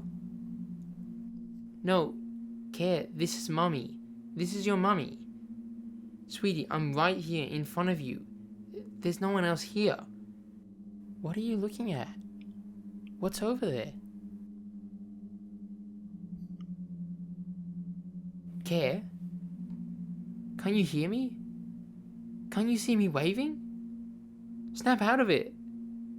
Care, where are you going?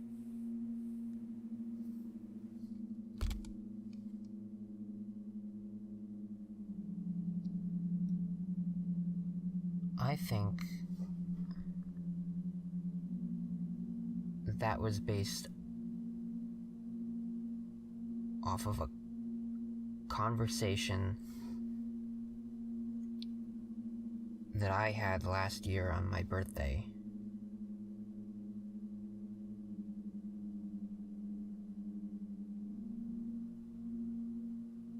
If it wasn't just a coincidence,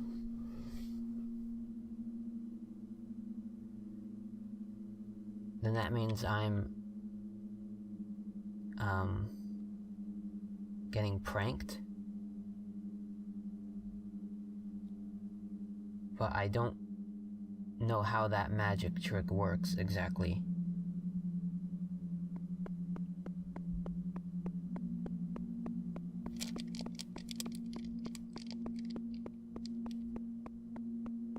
Game froze.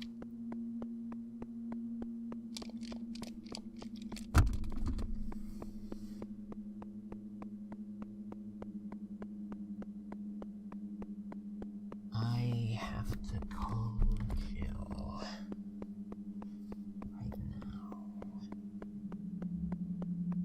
Trapped.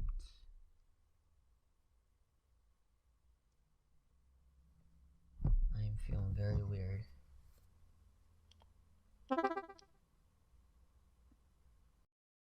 PS1 games were published on CDs, which are read-only. There is no way the game disc could have been modified. Some things you can't rewrite. He heads through the door to the right and finds the garage. There's a desk with a computer and a chair on its side. So I'm in the garage now.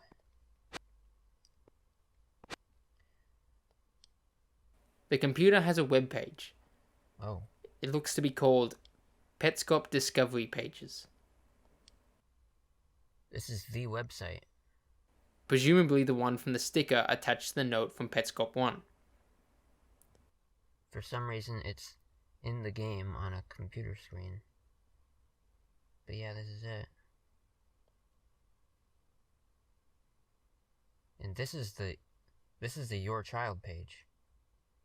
Judging by all the text. Wish I could read it.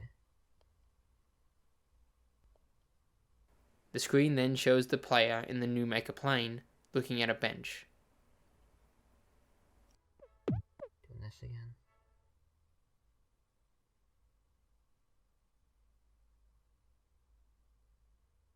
Fuck.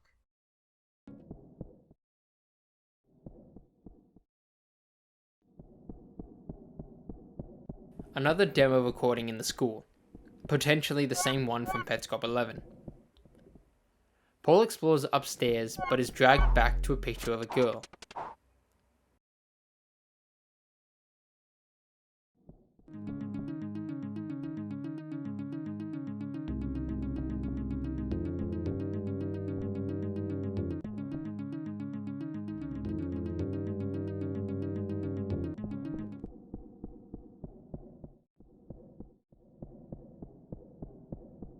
He leaves and keeps exploring, but is dragged back again. We are not amused!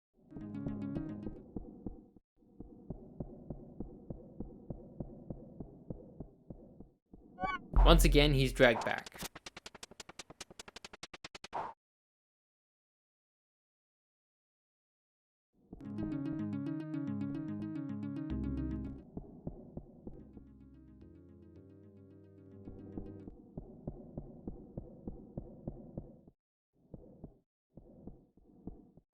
Paul manages to enter one of the classrooms and finds a number of desks, a chalkboard, and everyone's favorite kidnapping dad/music teacher, Marvin.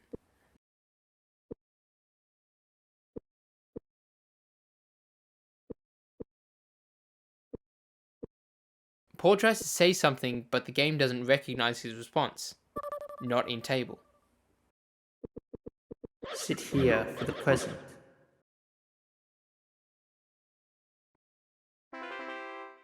Paul sits at the desk, and Marvin goes behind the chalkboard.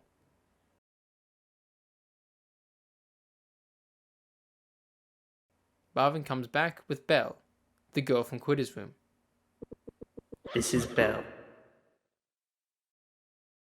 Marvin leaves. I am Tiara, not Belle. Back in Petscop 12 when Belle escaped, she was told that the text was referring to her as Belle because she gave up halfway through the process of being put in the machine as someone plays the second movement of Stravinsky's septet on the needles.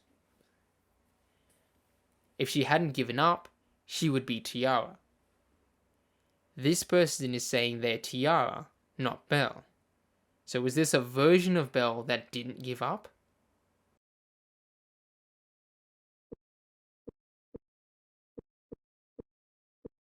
Press Nifty.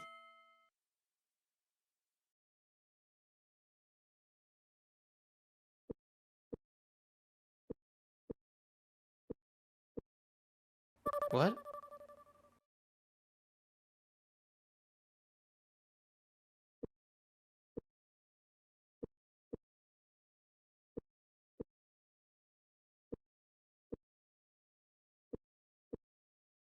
Nifty?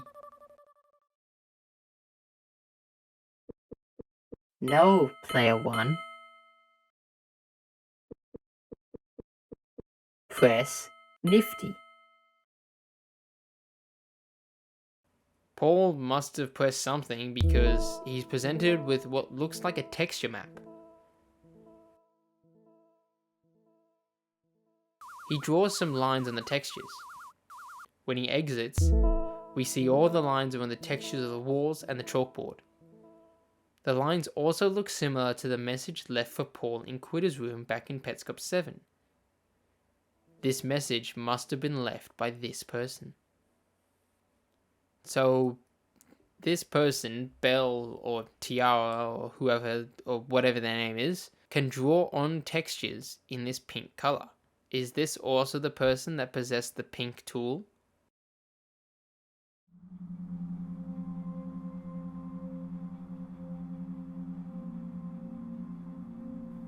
After a few moments of inactivity, the player receives this message. No controller input has been detected for a very long time. Family, neighbors, police, or whoever. Keep game console running. And call provided phone number. The number has been censored. We are then shown the layout of a room. The room contains a bed, a TV, a chair, a picture of the inside of the house, and what looks like a piano. A red dot is flickering on the bed. We also see some kind of compass in the top right corner. Burn in monitor, ghost room, / testing room.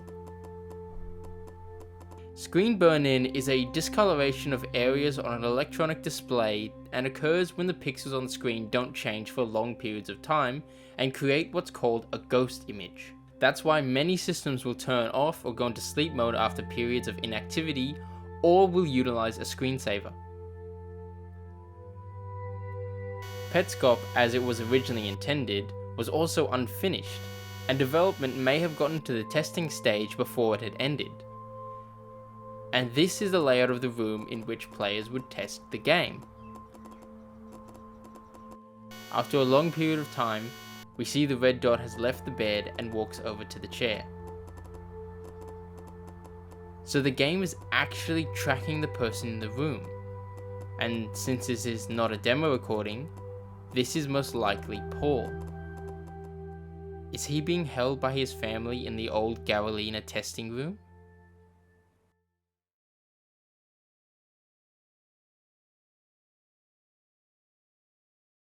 Some select Petscop recordings. In a way, recordings have the power to raise the dead.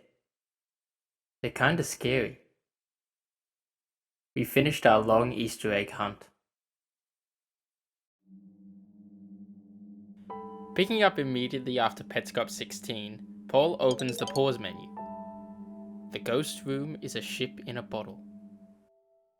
Building a ship in a bottle is an extremely difficult task that requires absolute precision, as you only have a small opening in which to maneuver. It would make sense that this would be similar to Rainer or Garalina's approach to testing, only guiding the tester in small, subtle ways to achieve the desired results. Paul navigates to the options menu.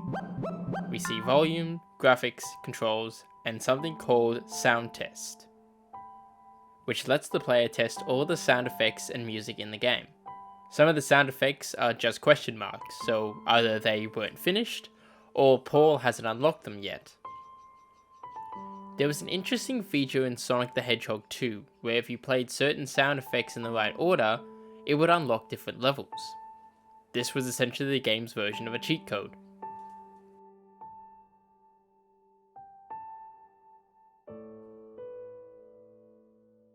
Bye-bye. Uh-oh. Bye-bye. Bye-bye. Uh-oh. Bye-bye. Bye-bye. Bye-bye. Uh-oh.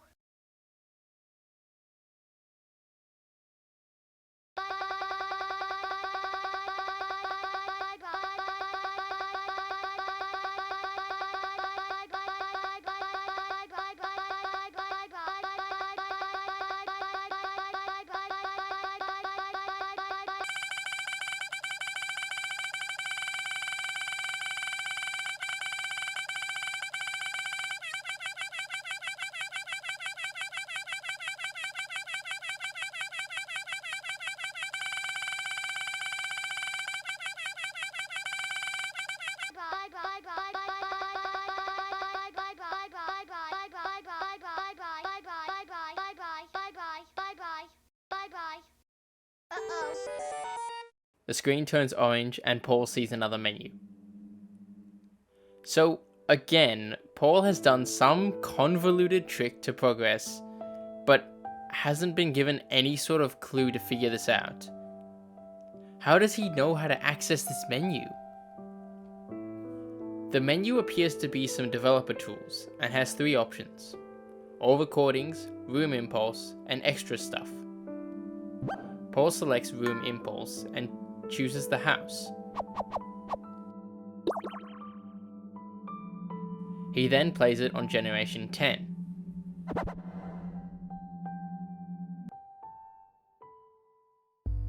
We see a lot of characters with triangle heads wandering around the house. Paul manipulates the compass which cycles through the characters. He chooses one which transforms into the Newmaker, and all other characters disappear. He cycles through more and selects a couple. Each of them seems to be wandering around the house aimlessly, until one exits.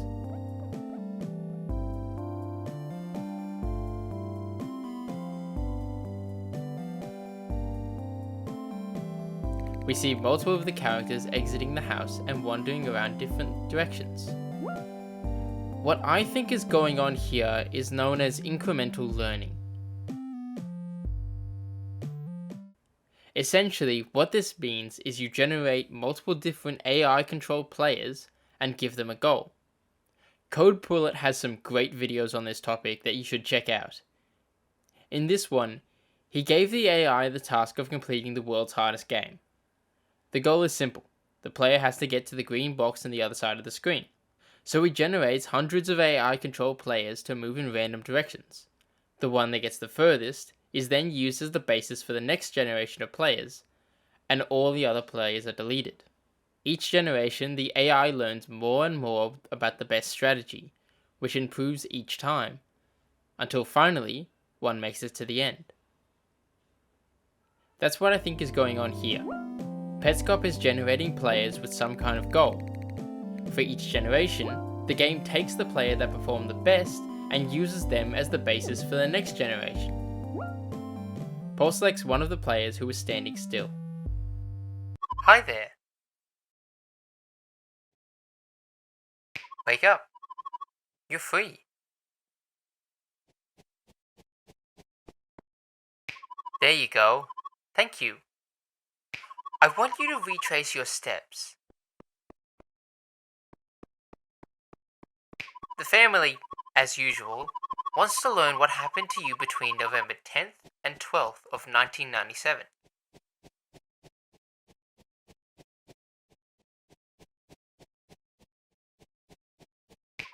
On November 10th of 1997, you ran away from your daddy's school building, and on the 12th, you arrived at your house. The question is, where were you on November 11th? And what were you doing there? This confirms that Care went missing on the 5th of June 1997, meaning the green calendar is 1997. Raina began making Petscop for Marvin in 1996 and delivered it to him on the 13th of June 1997, 8 days after Care went missing. So Marvin must have been involved in Mike's death in 1995, since Raina started making Petscop for him in 1996. Raina knew that Care would be Marvin's next victim, and that he would take her to the secret room off the stairs in the school's basement. When she does go missing, Raina delivers Petscop to Marvin. So this character is retracing Care's steps. So was that the goal Raina gave each generation? To be more like Care? Is he essentially recreating Care as an AI? And if Raina could recreate Care, then did he also recreate Marvin and Belle/Tiara?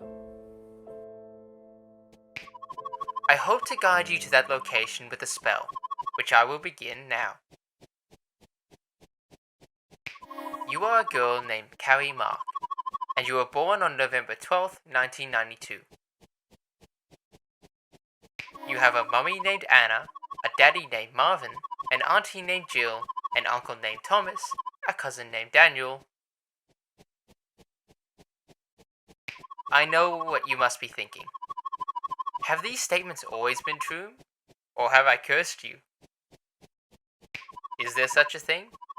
A curse that changes your past? Stop thinking. You were kidnapped and spent 5 months studying in an abandoned elementary school. You ran away, crying, ashamed, covering your face. You were blind. At some point, your movements stopped making sense. Bumping into walls and doors, dodging invisible obstacles. Find the moment. When were you led astray on the road? A girl went missing around here.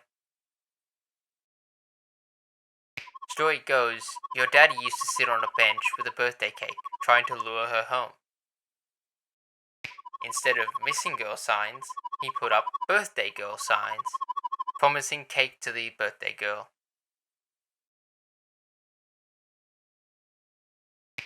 Of course, the birthday girl never came home, to his disappointment. When I heard about this absurd story, I spent a lot of time digging. Eventually, I found out what really happened to the girl. Want to know? Ask.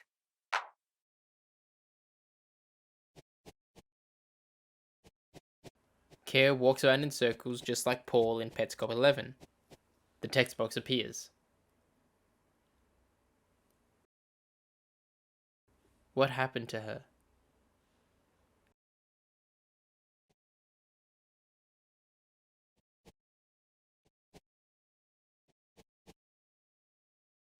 A grave comes out of the ground.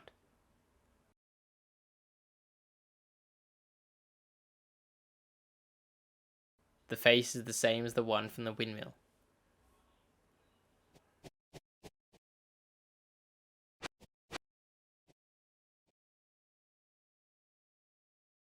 Lena Leskowitz, 1968 to 1977. They didn't see her.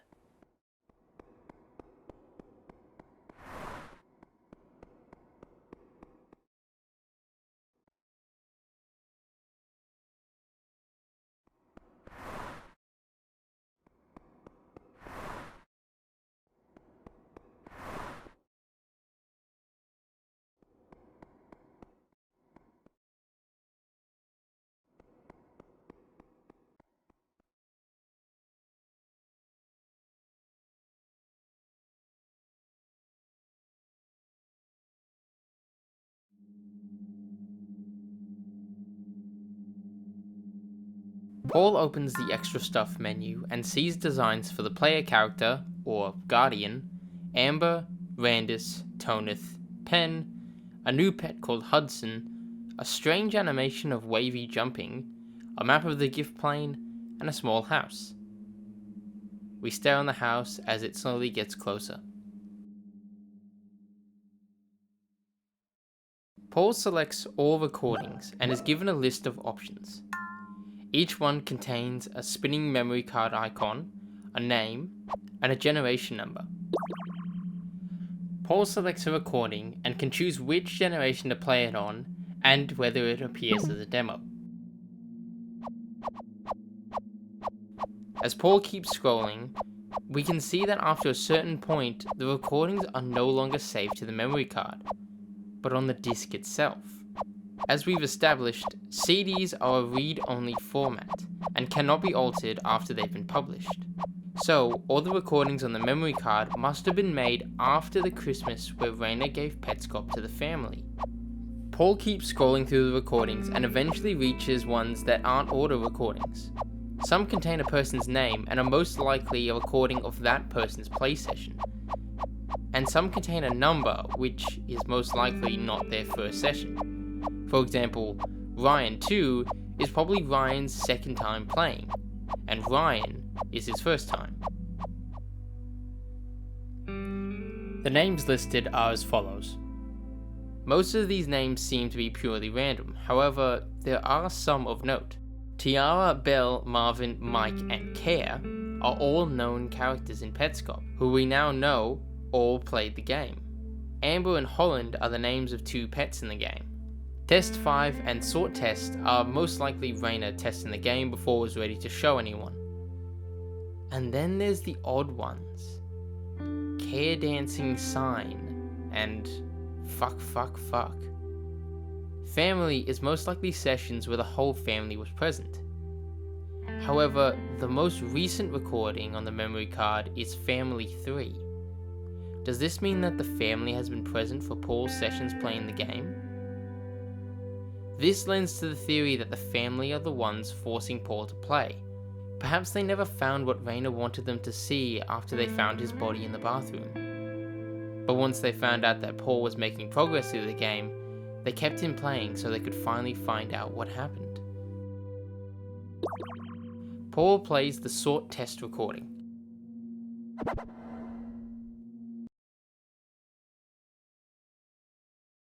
We see an early version of the game which contains the Guardian and a series of textures.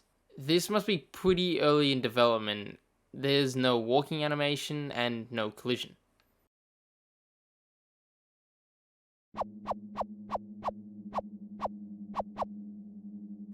We are then shown Mike 2.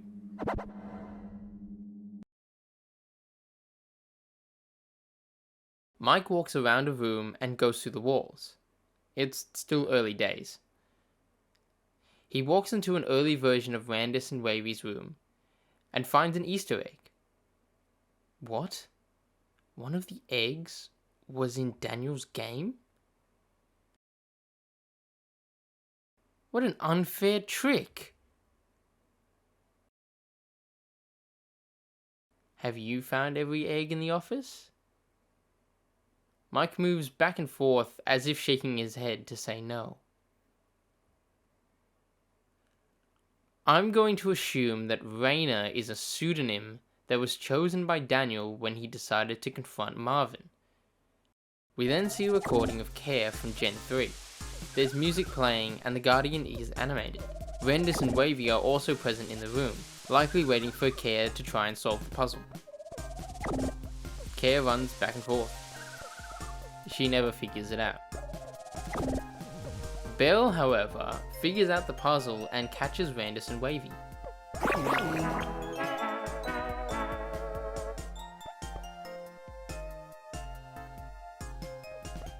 James can't figure out how to get Amber.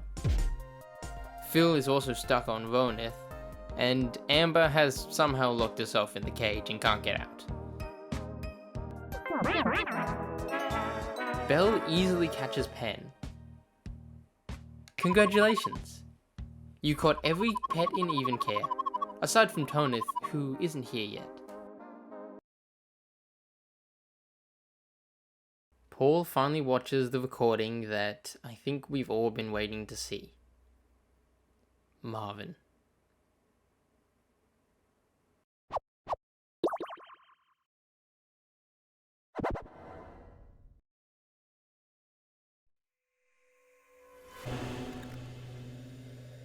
June 13th, 1997. Marvin opens the door to find a strange PS1 game sitting on his porch. The game is called Petscop. The note reads, I walked downstairs, and when I got to the bottom, instead of proceeding, I turned the right and became a shadow monster man. June 13th, 1997. For you. Please go to my website on the sticker, and also go to Ronith's room and press start, and press down, down, down, down, down, right, start.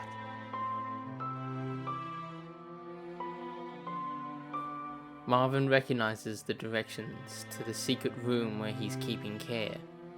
He's suspicious, but plays along. He takes the game and puts it into his PlayStation.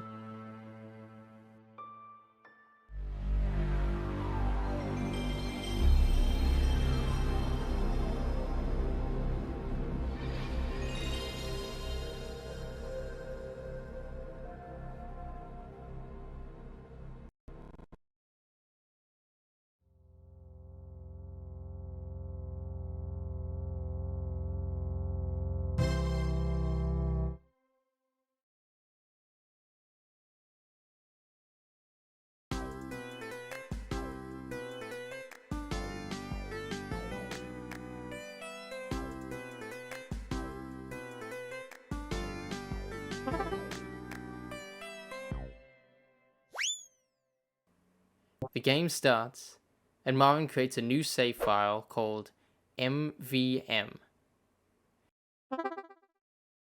When inputting a high score on an arcade machine, it would limit you to 3 letters, so you'd have to use your initials. However, this isn't an arcade machine, this is a PS1. You can input as many letters as you want. Now, Your Honor, I know this man is guilty of child endangerment and possibly murder, but I'd like to add a new crime to the list. Being a fucking boomer! Ladies and gentlemen, we got him. Anyway, Marvin enters the gift plane and goes into even care. The game is running Gen 6. He tries to interact with the door, but it's locked. However, there's no comment about how he can't open doors. That's something specific to Paul. Marvin goes into Ronith's room and tries to input the code, but forgot to press start. And even goes into the options menu to check the controls. Because, as established earlier, boomer.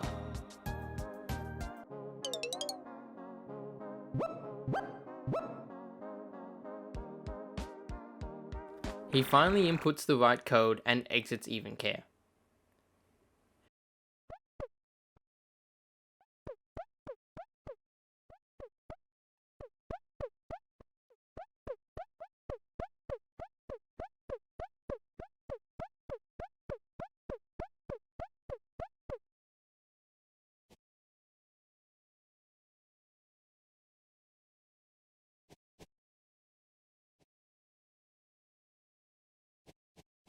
Marvin exits into the Newmaker plane and wanders. The recording ends. An auto recording starts playing. I'm going to go ahead and assume that this is still Marvin playing, just on a different session. Marvin can't find anything, but the note was clearly a threat, so someone wants him to see something. He just can't find what.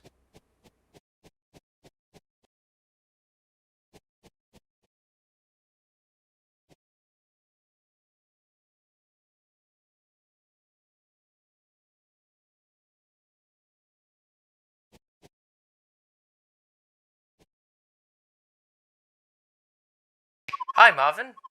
Raina here. You have to be careful this time. If you start running out there without a sense of purpose, you'll get lost. I'm writing this on July 10th, 1997, and Care is still missing. We are searching. Last weekend we almost got lost ourselves. Your search is harder.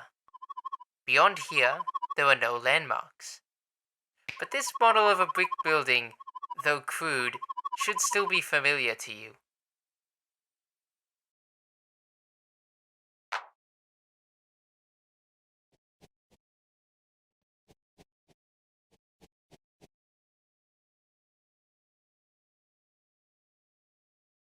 Where is this building?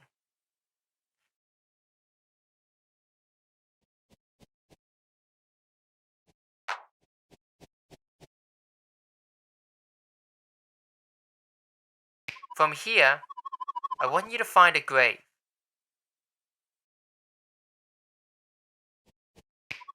You know the grave I'm talking about.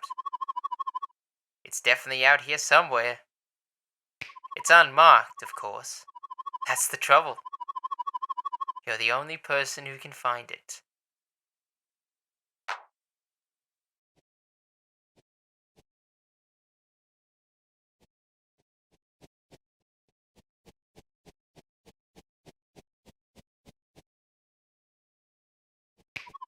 I increased your speed so you can search faster.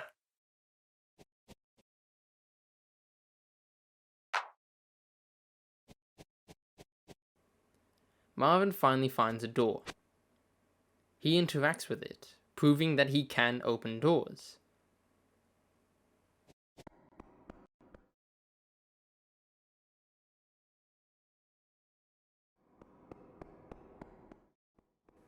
He heads downstairs and finds a sign. Road map. Marvin then enters a room with objects on top of pillars.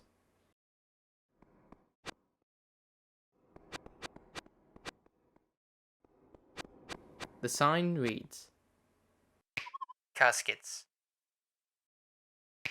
When these are done, they'll be great. Anybody who sees them is sure to become part of the family.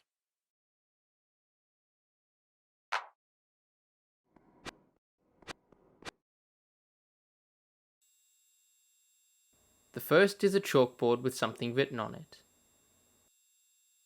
This one is called Casket 4. 5 words written on a chalkboard in the dirty building that you inhabit. Marvin is a music teacher who works at the school. But what are the 5 words?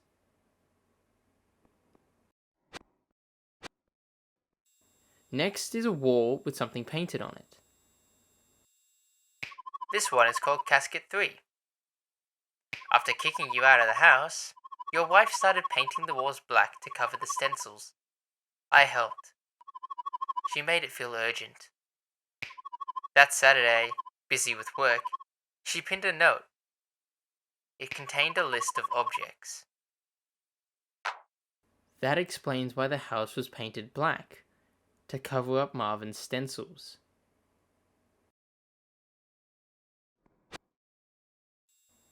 The third object is a red triangular shape with what looks like Care's head. This one is called Casket 2. As I painted, I watched Care dance around the house. She liked to spin. She became a blur. But in that blur, somehow, as she spun around, from 45 degrees to 90 to 180 to 360 to 720, 1080, 1440, 1800, 2160, winding, tightening, tightening. I was stunned by pure horror and disgust. So the spinning red object was meant to represent Care spinning, possibly in a red dress. And this disgusted Raina. Perhaps Raina sees Care as an innocent, like a dog. A dog is an innocent. When that dog wags its tail and it appears happy, it's not real. Is he seeing Care's happiness as false? Finally, a red vase with what looks like care in the reflection. This one is called Casket 1. You showed Care her red, blurry reflection in the vase. You said, "Do you see that? Look how ugly you are." Care squinted her eyes. The reflection wasn't clear at all, but as she began to describe her grisly deformities, she began to see them. "Nobody wants to see you like this," you said. But she soon escaped and bravely returned home. In her bathroom mirror, she saw a clear picture. A big present with a sticker on it. Something on a wall in a black house. Written on a chalkboard. These are all the censored items. Anybody who sees them is sure to become part of the family. This is how Rainer defines Marvin and his family. But then there's Casket 1. The only censored object it could be is the one from Paul's room. But why would Paul's room have a vase that Marvin used to abuse Care? Just more evidence that Paul and Care are one and the same. Marvin continues on and finds another sign. Places.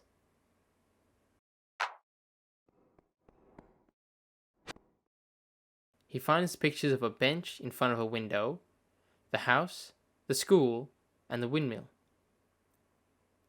He then finds Mike's grave. Marvin goes and talks to the tool. He goes to type, "Did you dig?" but changes his mind. Did you find Lena? I don't know.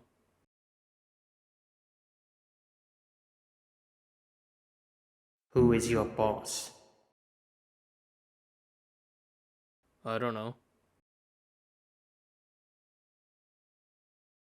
What year is it?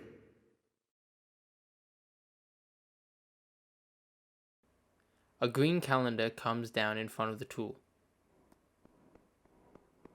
Marvin looks through the camera and can move it up and down and turn it. As he moves up, we can hear the faint voice of a child.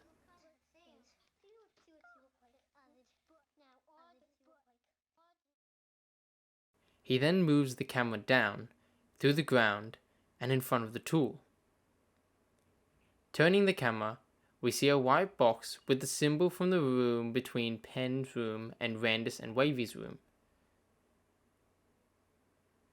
Marvin then opens the pets menu and sees he has somehow captured Toneth. Paul then pauses the recording.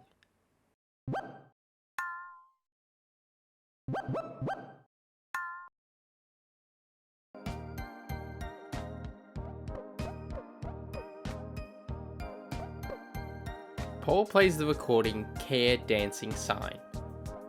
We see the player, presumably Care, moving strangely in even Care. However, her movements sync up perfectly to the song The Sign by Ace of Base.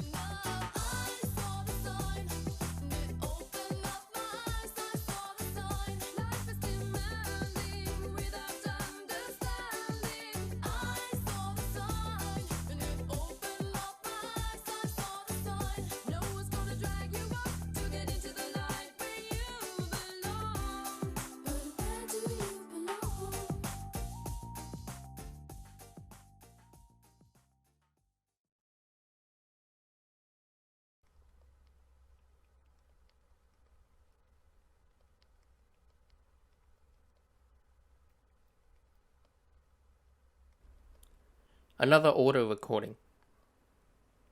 The player asks the tool, "Where was the windmill?" The answer is censored. This all looks very familiar. This is a recording directly after Petscop 10, when Paul had the green key and asked the same question.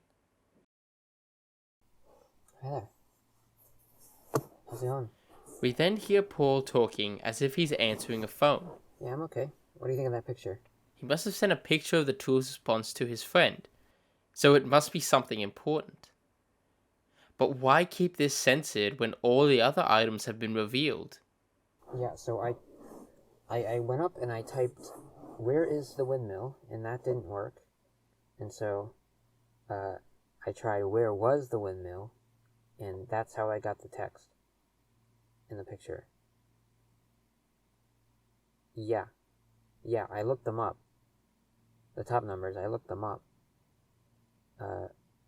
You're going to want to look them up yourself. Yeah, punch them in. So asking where was the windmill Yeah. gives a set of numbers. I'm going to assume that this is a set of coordinates which directs Paul to the location of the windmill where Lena died. I also think this explains where Paul was going in Petscop 13 when he heard the sound of a car door. He was probably going to check out the windmill. Paul waits for his friend to look up the numbers. They're both shocked by what they find. I know, me too.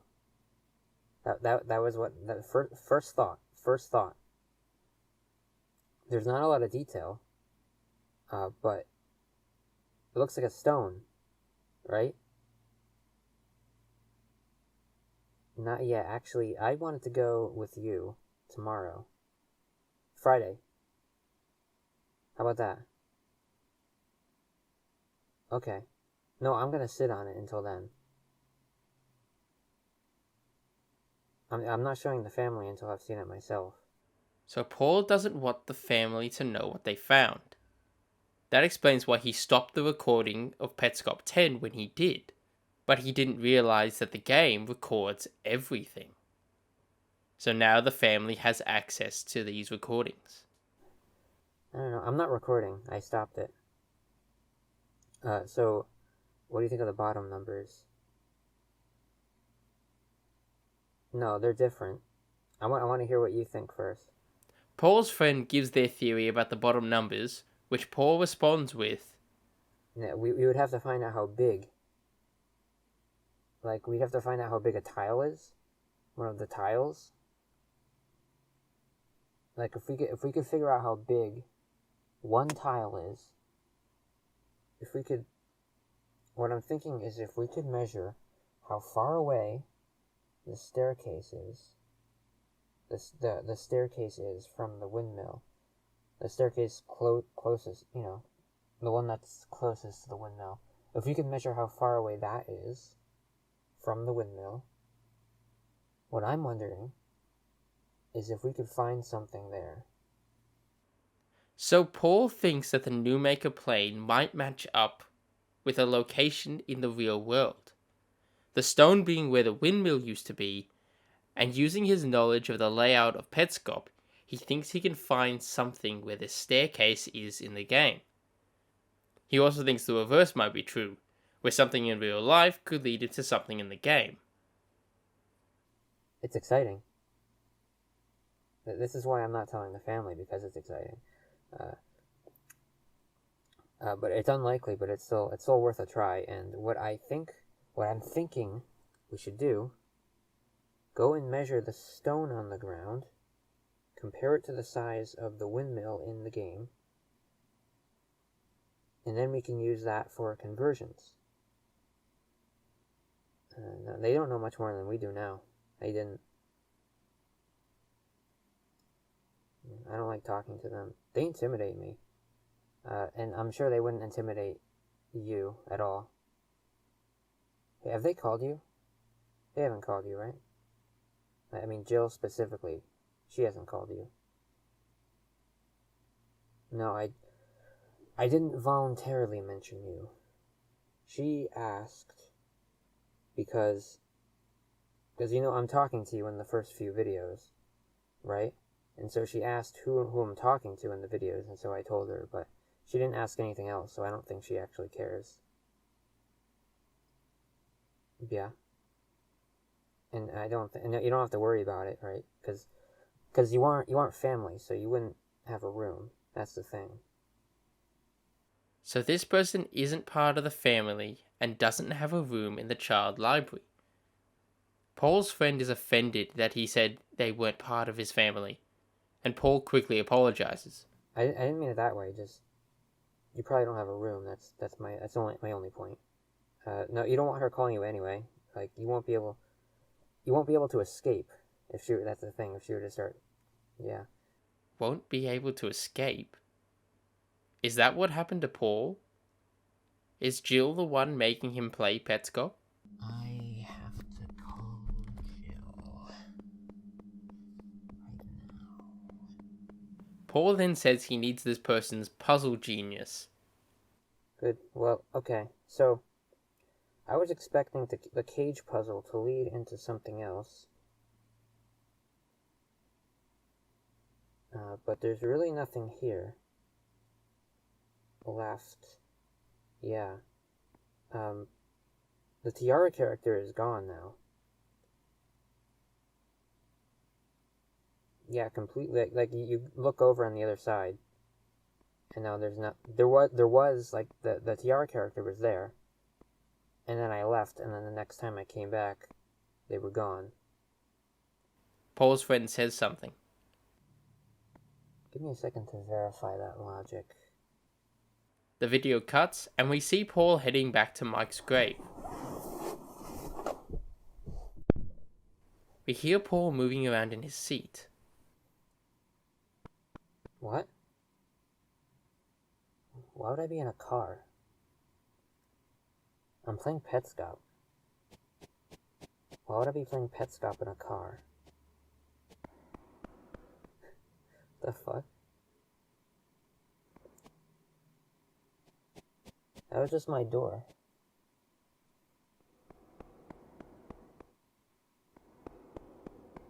Hey, what the fuck? While he's in his regular state, the cars could see Paul on the road and stop so they wouldn't hit him. However, now that he's shrouded by shadows, the driver couldn't see him, and he gets hit. I just got hit by a car.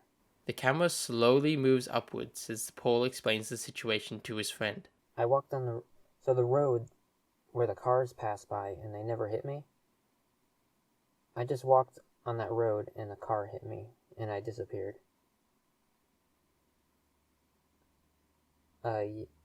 Shit. No, I fucking forgot to start the recording. They won't like that. So I missed that. Was not able to capture that. I wonder if I can get that to happen. Fuck.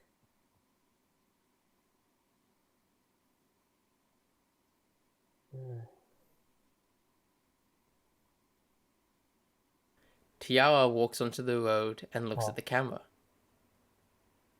This is another reason why it's important to have subtitles on while watching this series. Hey.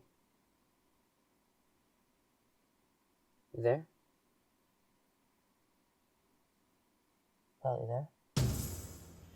This is huge.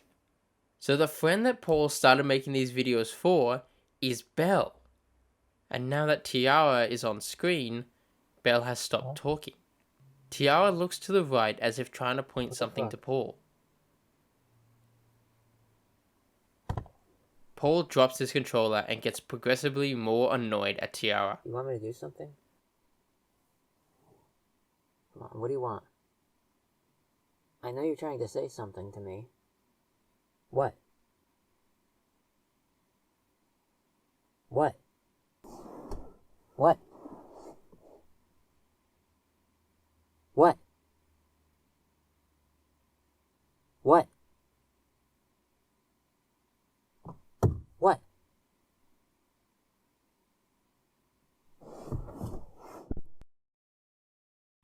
The video cuts back to the demo of the car going down the road from Petscop 11.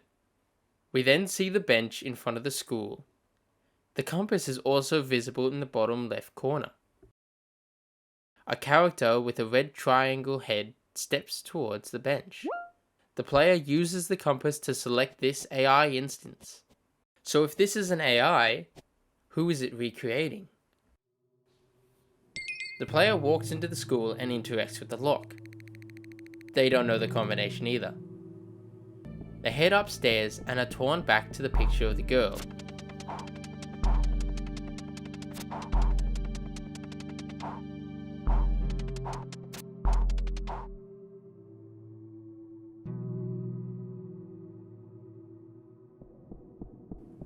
The player walks through the picture and finds an office with 2 chairs, a table, and a shelf.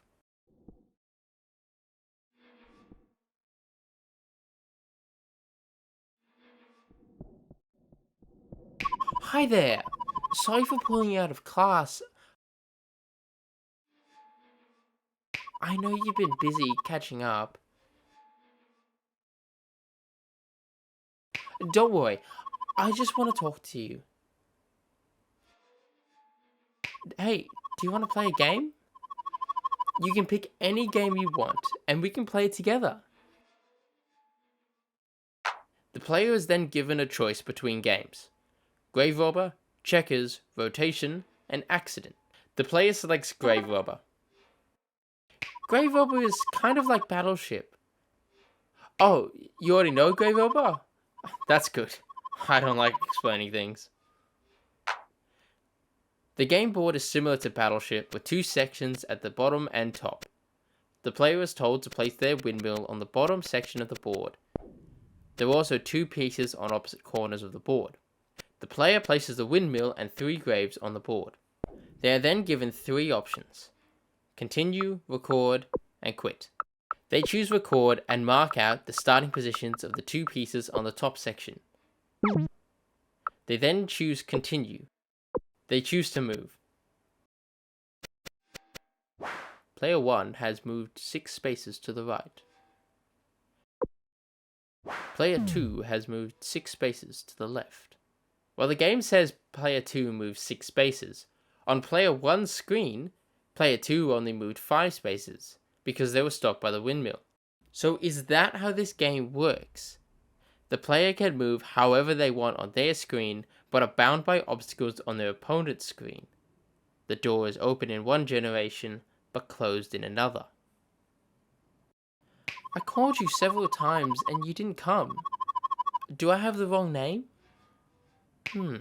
I noticed you named your file Strange Situation. Is that your name?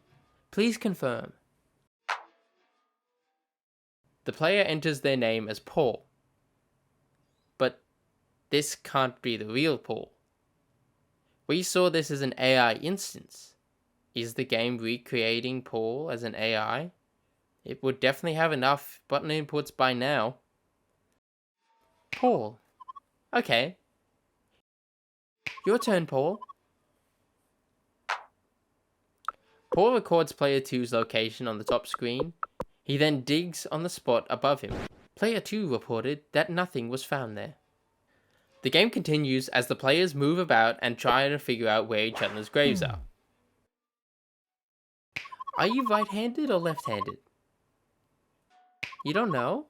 Really? Well, which hand do you write with? That one? That's your left hand. That means you're left-handed. I'm right-handed. I use this hand. My right is actually your left. Isn't that confusing? Paul did always have trouble with right and left. Anyway, your turn. The game continues. Moving 5 times in a row was a mistake. Now I can't retrace my steps. You should dig often. It helps you win. Paul digs to the right. Something was there. But what? Kids shouldn't say swear words. Do you know why? It just doesn't sound right. It's disturbing. You should choose cleaner words, even when you're really angry. Your turn. The game continues.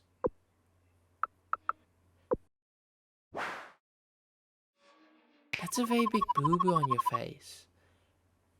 We're going to help you. Together. Everyone is. When you reach for your shoes will be there. When you walk through a doorway, the door will be open. Wherever you go, the floor will continue under your feet. Every move you make will be made valid. Everything you see will become real. Everything you say will become the truth. Your turn.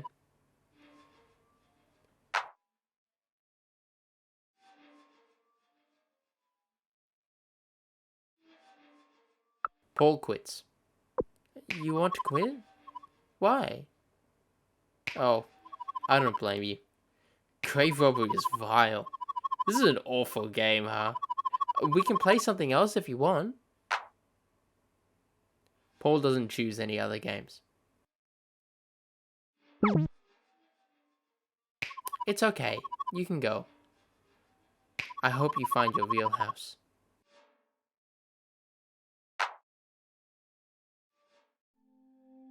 What I think happened here was a recreation of a potentially real meeting with the school counselor. After Care escaped, he went back to school and had regular meetings with the counselor so they could keep an eye on his mental health. That's why the counselor apologized for pulling him out of class, since he had been busy catching up on the months of school he missed. I'm referring to Care as he because at this point, he had already begun to disassociate from his previous identity, calling himself Paul, even having to correct the counselor who kept calling him Care. And the reason I say potentially real is because we don't see the actual meeting Paul had. This is the AI recreation of Care that Raina made. It likely had similar experiences with Marvin and experienced similar trauma, eventually calling itself Paul, just like the person it's based on. Paul leaves and heads downstairs, into the school's basement.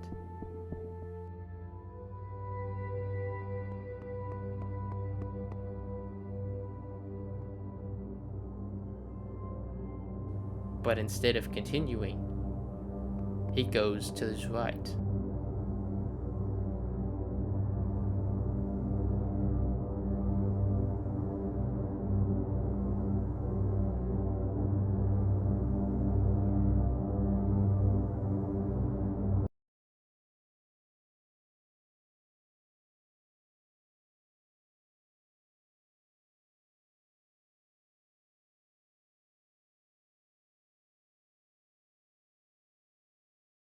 A demo recording plays of someone wandering around the school.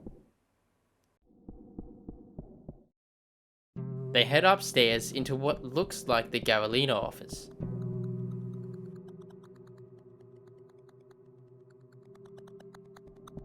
There's several desks with computers, a TV with the words Petscop Kids, and a triangular object with pieces spinning around. There are also doors with numbers behind each desk. The player uses the tool and collects the pieces.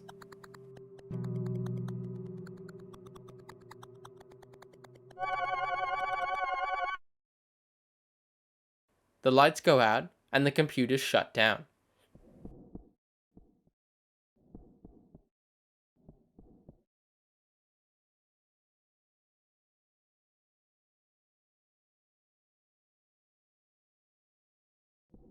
The player walks through a door at the end of the room and finds a classroom full of desks and pictures with numbers.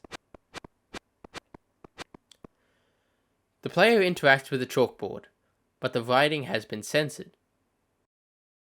This one is called Casket 4. 5 words, written on a chalkboard in the dirty building that you inhabit. Is this Marvin's classroom? Was he more involved with Petscop than I thought? Paul.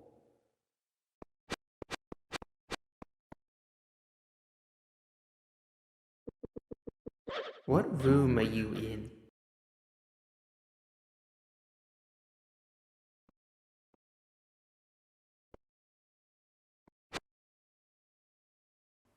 Paul interacts with a picture labeled 8. The picture is a room containing a bed, a chair, a TV, and a piano. Familiar.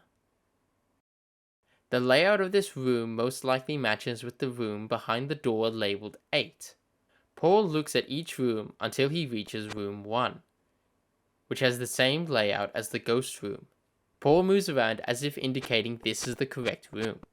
So that confirms my theory. Paul is in one of the old testing rooms that Carolina used to test Petscop. There were 8 rooms where the kids would sit and play the game. Each one had a person sitting outside monitoring them on a computer.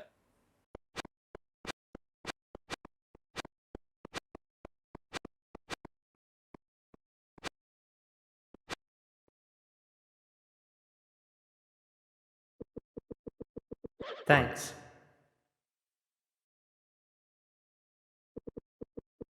Here I come.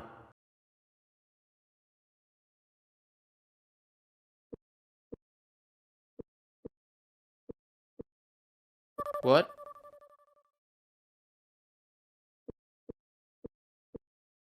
No, no.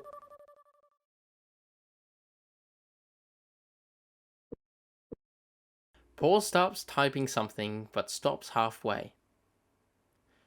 Originally, I thought that Marvin and Tiara were AI recreations of real people, but now I think otherwise.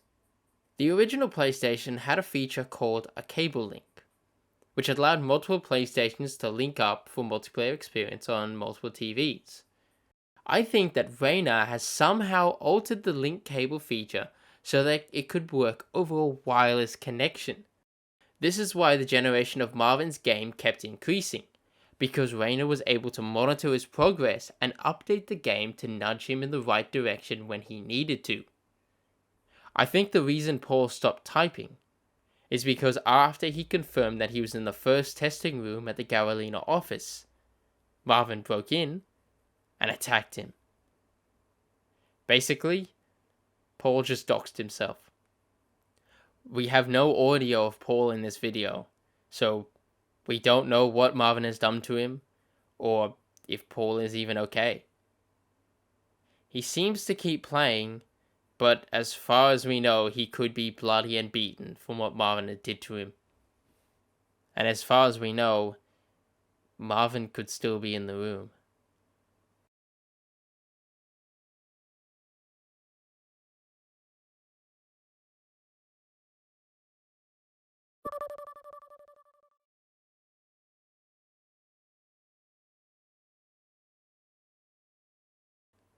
Tiara walks into the room.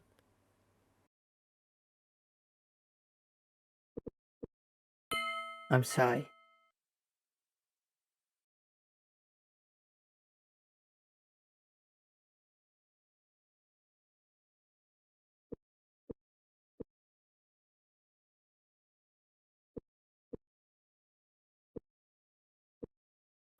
Help.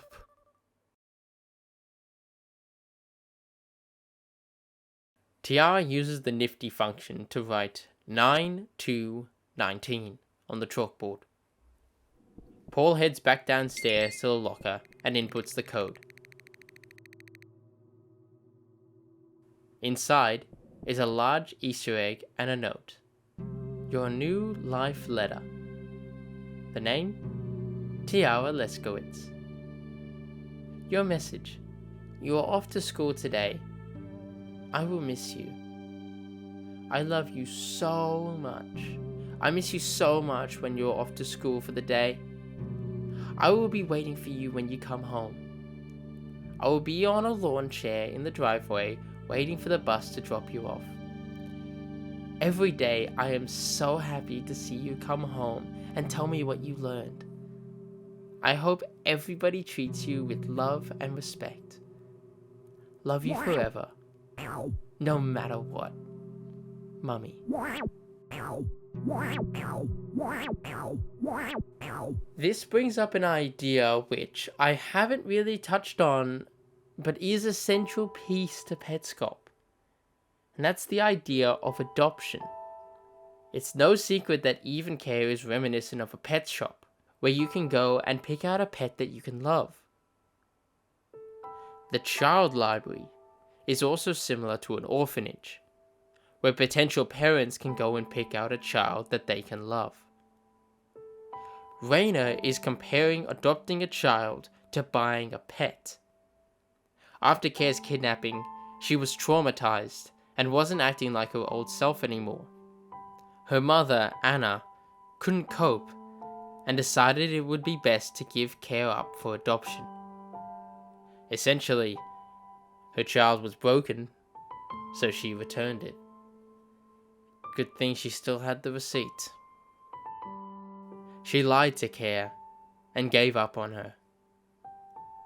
This is why Raina made a version of Petscop for his family, to confront them on how they gave up on Care.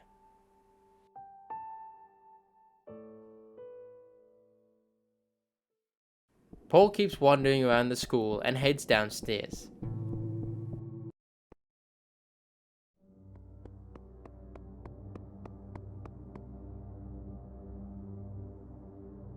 He goes into the basement and reads a sign that says, "You'll find the machine up ahead.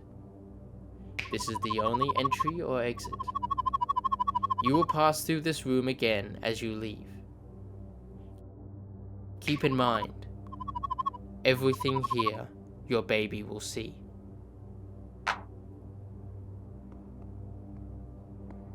There are several objects in the room, including crayons, Play-Doh, a little brick building, a cone, and a picture frame. Paul pushes the building, crayons, and picture into the hole in the middle of the room.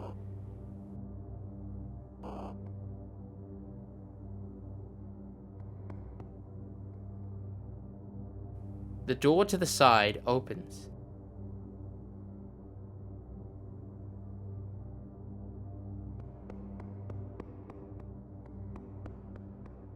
And inside is Care B.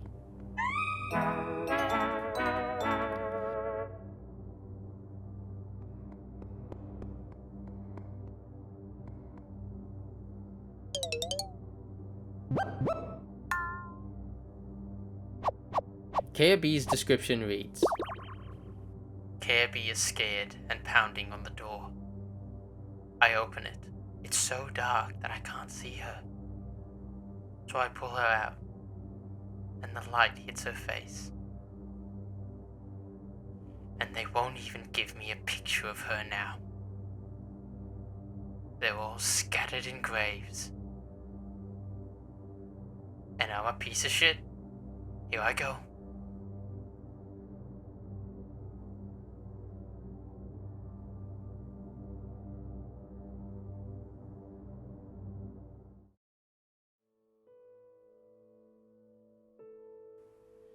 Raina found Care in the school's basement. He lied to her and told her everything would be okay. He tried to save her, but Anna gave her away, and Raina couldn't stop her. Now, they won't even give him a picture of her.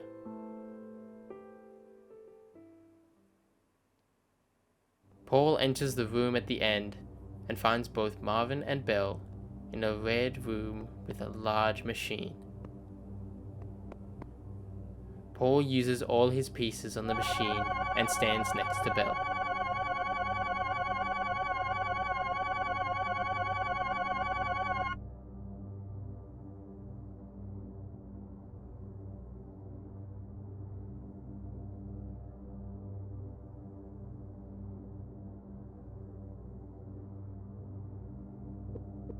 Put baby.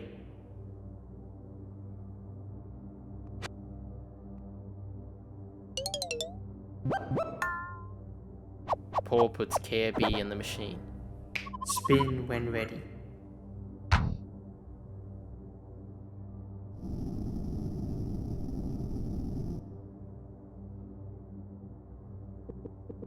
Time to play.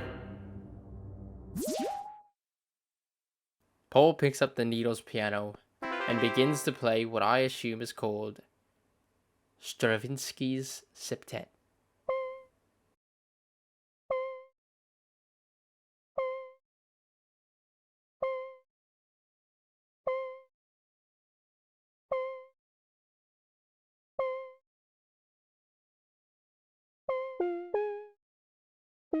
but it's wrong.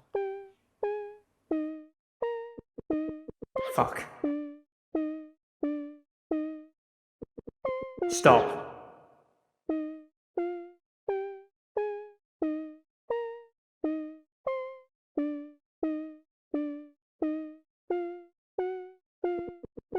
Stop.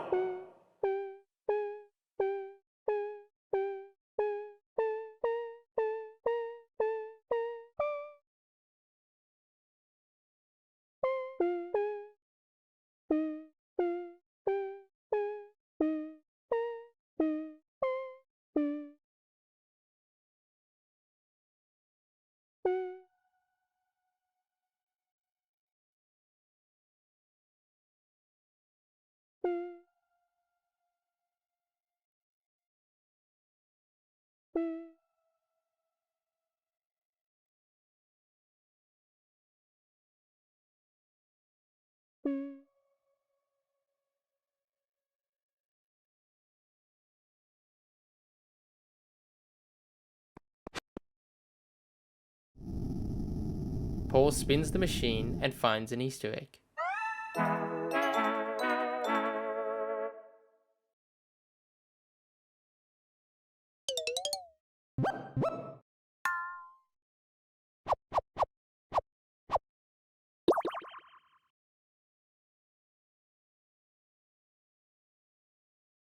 You should start thinking about that.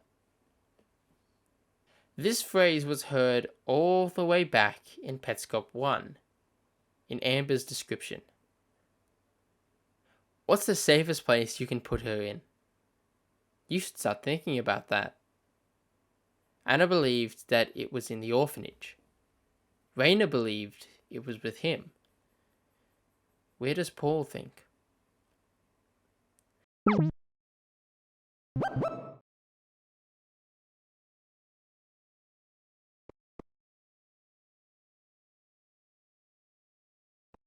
He leaves the room and goes back to the locker.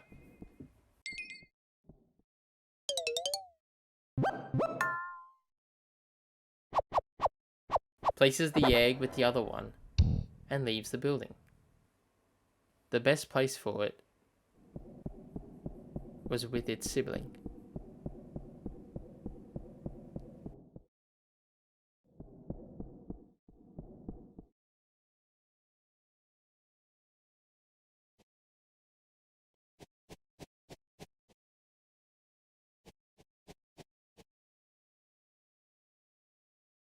We see the garage with the door open, but instead of the bleak darkness, we can see a bright, sunny day outside.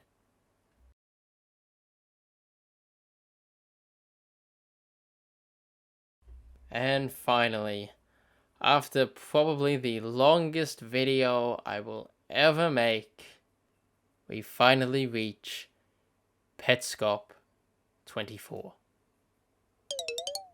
The Newmaker plane is bright, and Paul selects the book of baby names.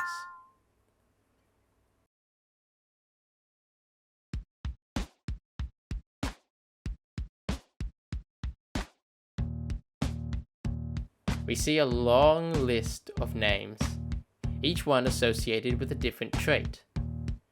For example, Carrie is Dizzy, and Mike is Painter. Thanks for testing.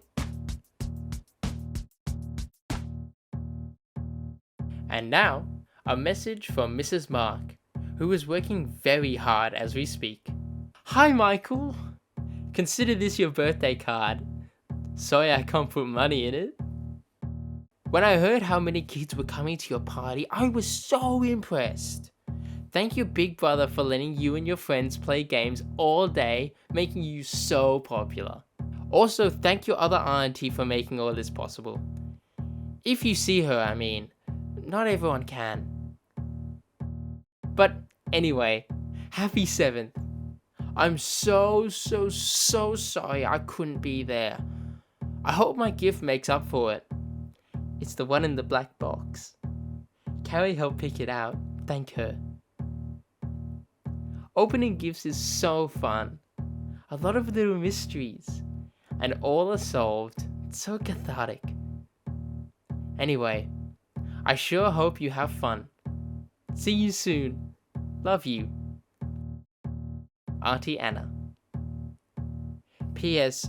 Whatever you do, please don't shake the box.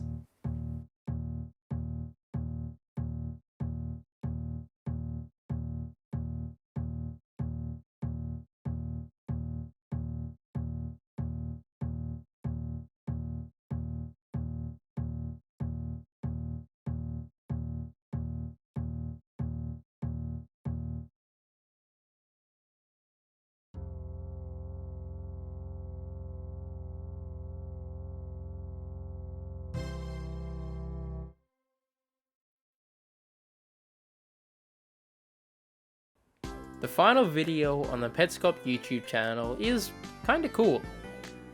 It's a soundtrack for the complete series. It's cool to check out and definitely worth looking at if you enjoyed this series, but it's quite unimportant. There's nothing really plot-wise that happens, so I'm just gonna end.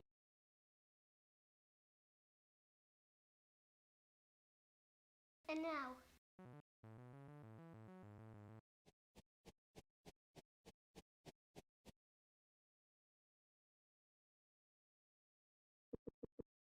There is Boss, waiting for her son.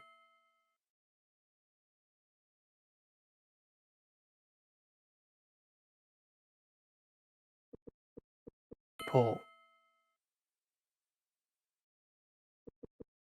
Do you remember being born?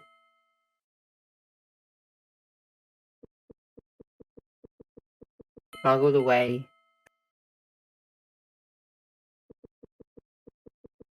Driving to your new house.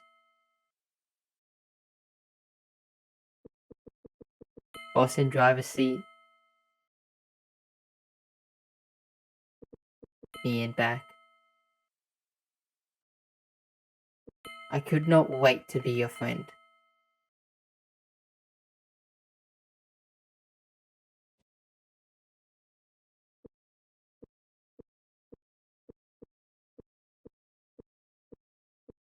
Family.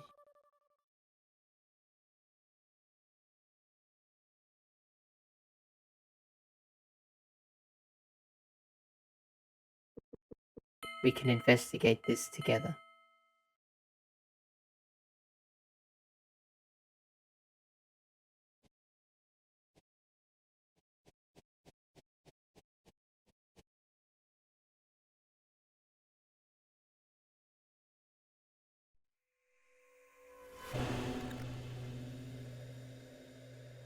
$1977.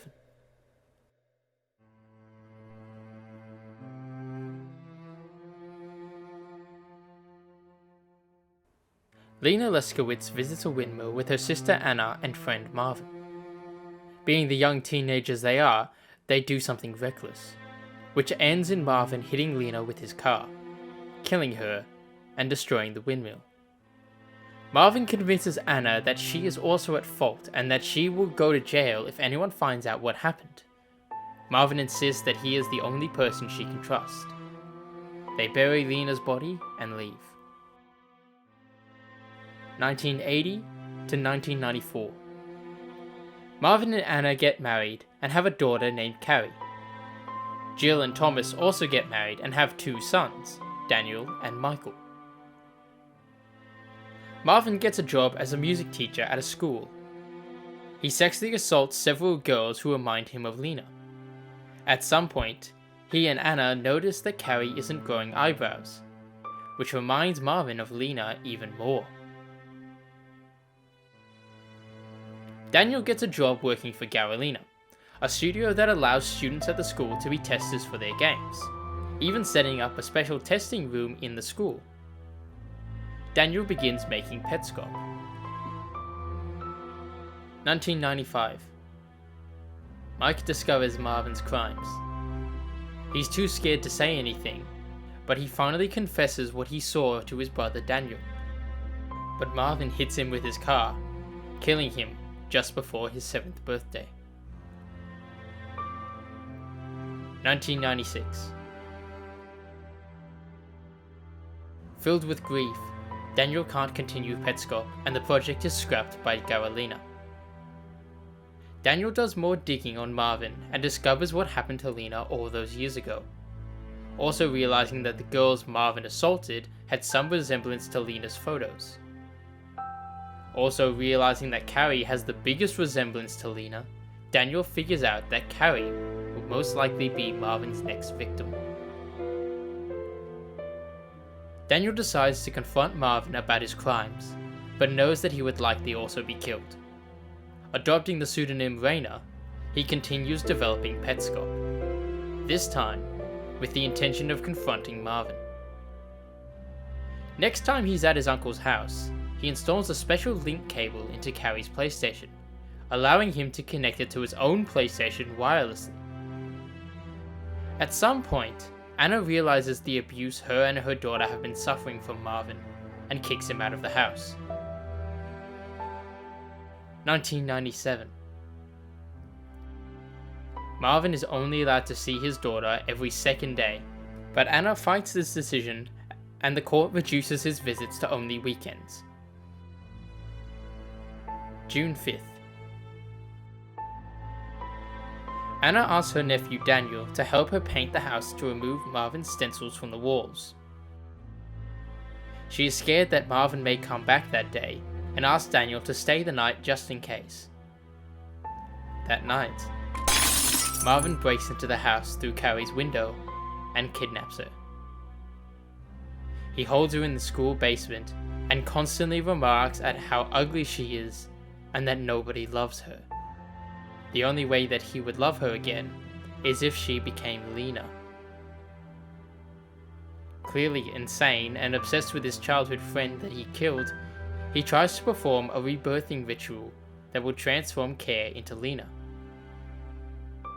A couple of weeks later, Marvin receives a suspicious game called Petscop, with a note attached from a mysterious Raina.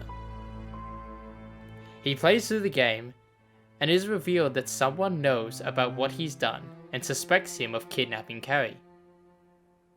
On November 10th, Daniel's at the school, possibly doing some work at the testing rooms. He heads downstairs to the basement, and he hears someone banging on a door. He opens the door and sees his cousin, Carrie. After helping her outside, she runs away. November 12th. Carrie's birthday. She returns home crying and covering her face. Anna tries to get her back to her usual self again. 1998 to 1999. Over the next few years, Daniel creates an AI copy of Care within Petscop to try to find what happened to her when she ran away. While Anna tries to get her old Care back, but no matter what she does, Care just isn't the same person. Finally giving up, she puts her daughter up for adoption, finally proving to Care that nobody loves her. Daniel is furious that Anna gave her up like that and begins working on a new update for Petscop. He is not seen again. During her time at the orphanage, Carrie begins to disassociate from her identity, but instead of becoming Lena like Marvin wanted, Care develops gender dysphoria. Now going by Paul, he meets a kind girl named Belle. 2000. Daniel appears again to his family on Christmas Day. He gives them a copy of Petscop and tells them to play it.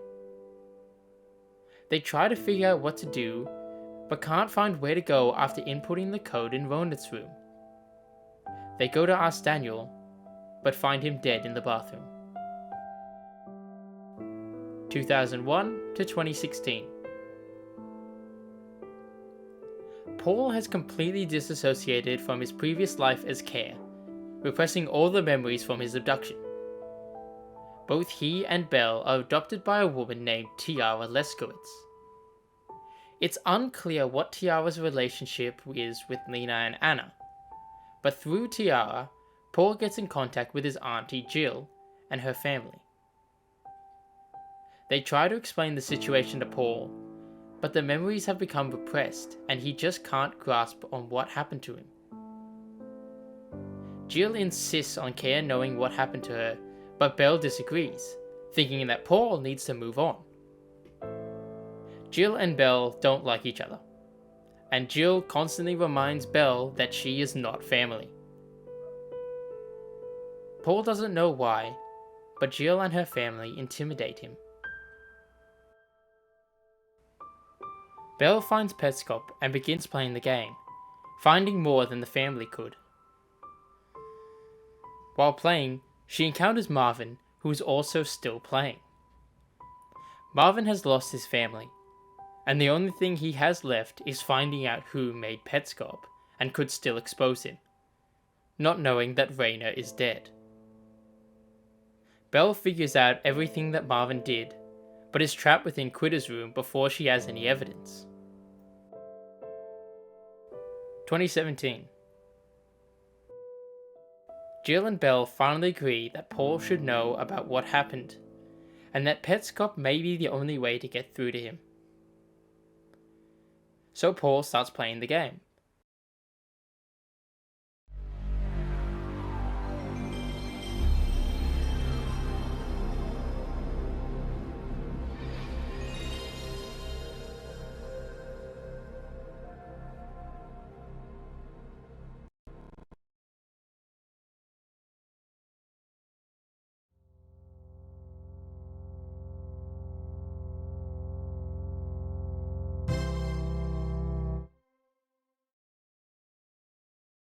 Alright, so, this is just to, prove to you that I'm not lying about this game that I found.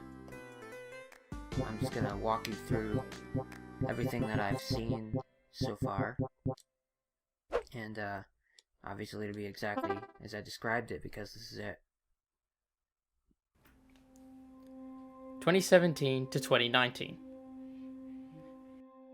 Paul plays through the game and discovers the story of Marvin and Kea. He eventually releases Belle from Quitter's room and figures out that the locations in the game might sync up to locations in the real world. He drives out to where the windmill used to be, but it's never revealed what he found. Marvin and Belle follow Paul through the game as he finds clues that they never could and reveal more about the game and who made it. In December of 2017, Paul decides that he doesn't want to play the game anymore, but Jill insists. She also keeps uploading the videos to YouTube to preserve Daniel's work. 2019. Paul accidentally reveals his location to Marvin, thinking he was just an NPC.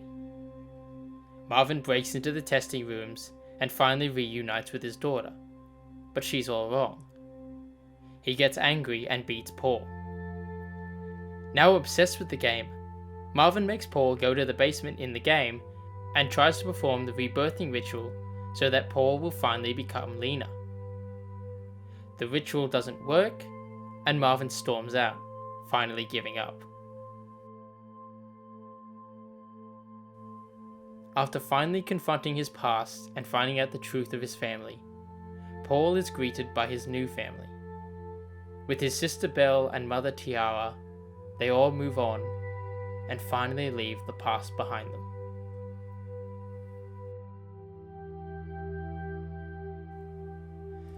And that, ladies and gentlemen, is the full story of Petscop. That's it. All loose ends tied up, everything explained and accounted for.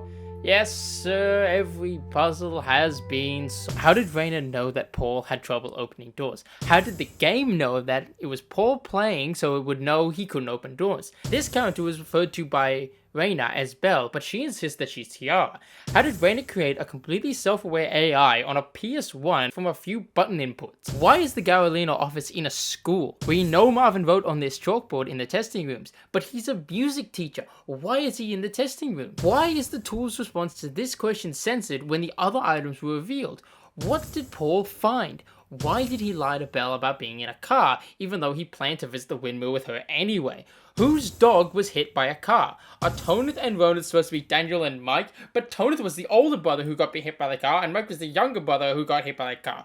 If Kaya and Paul are the same person, then why do they have two different rooms in the child library? How did the game know the conversation Paul had with Jill last year? Who the fuck is Tiara Leskowitz?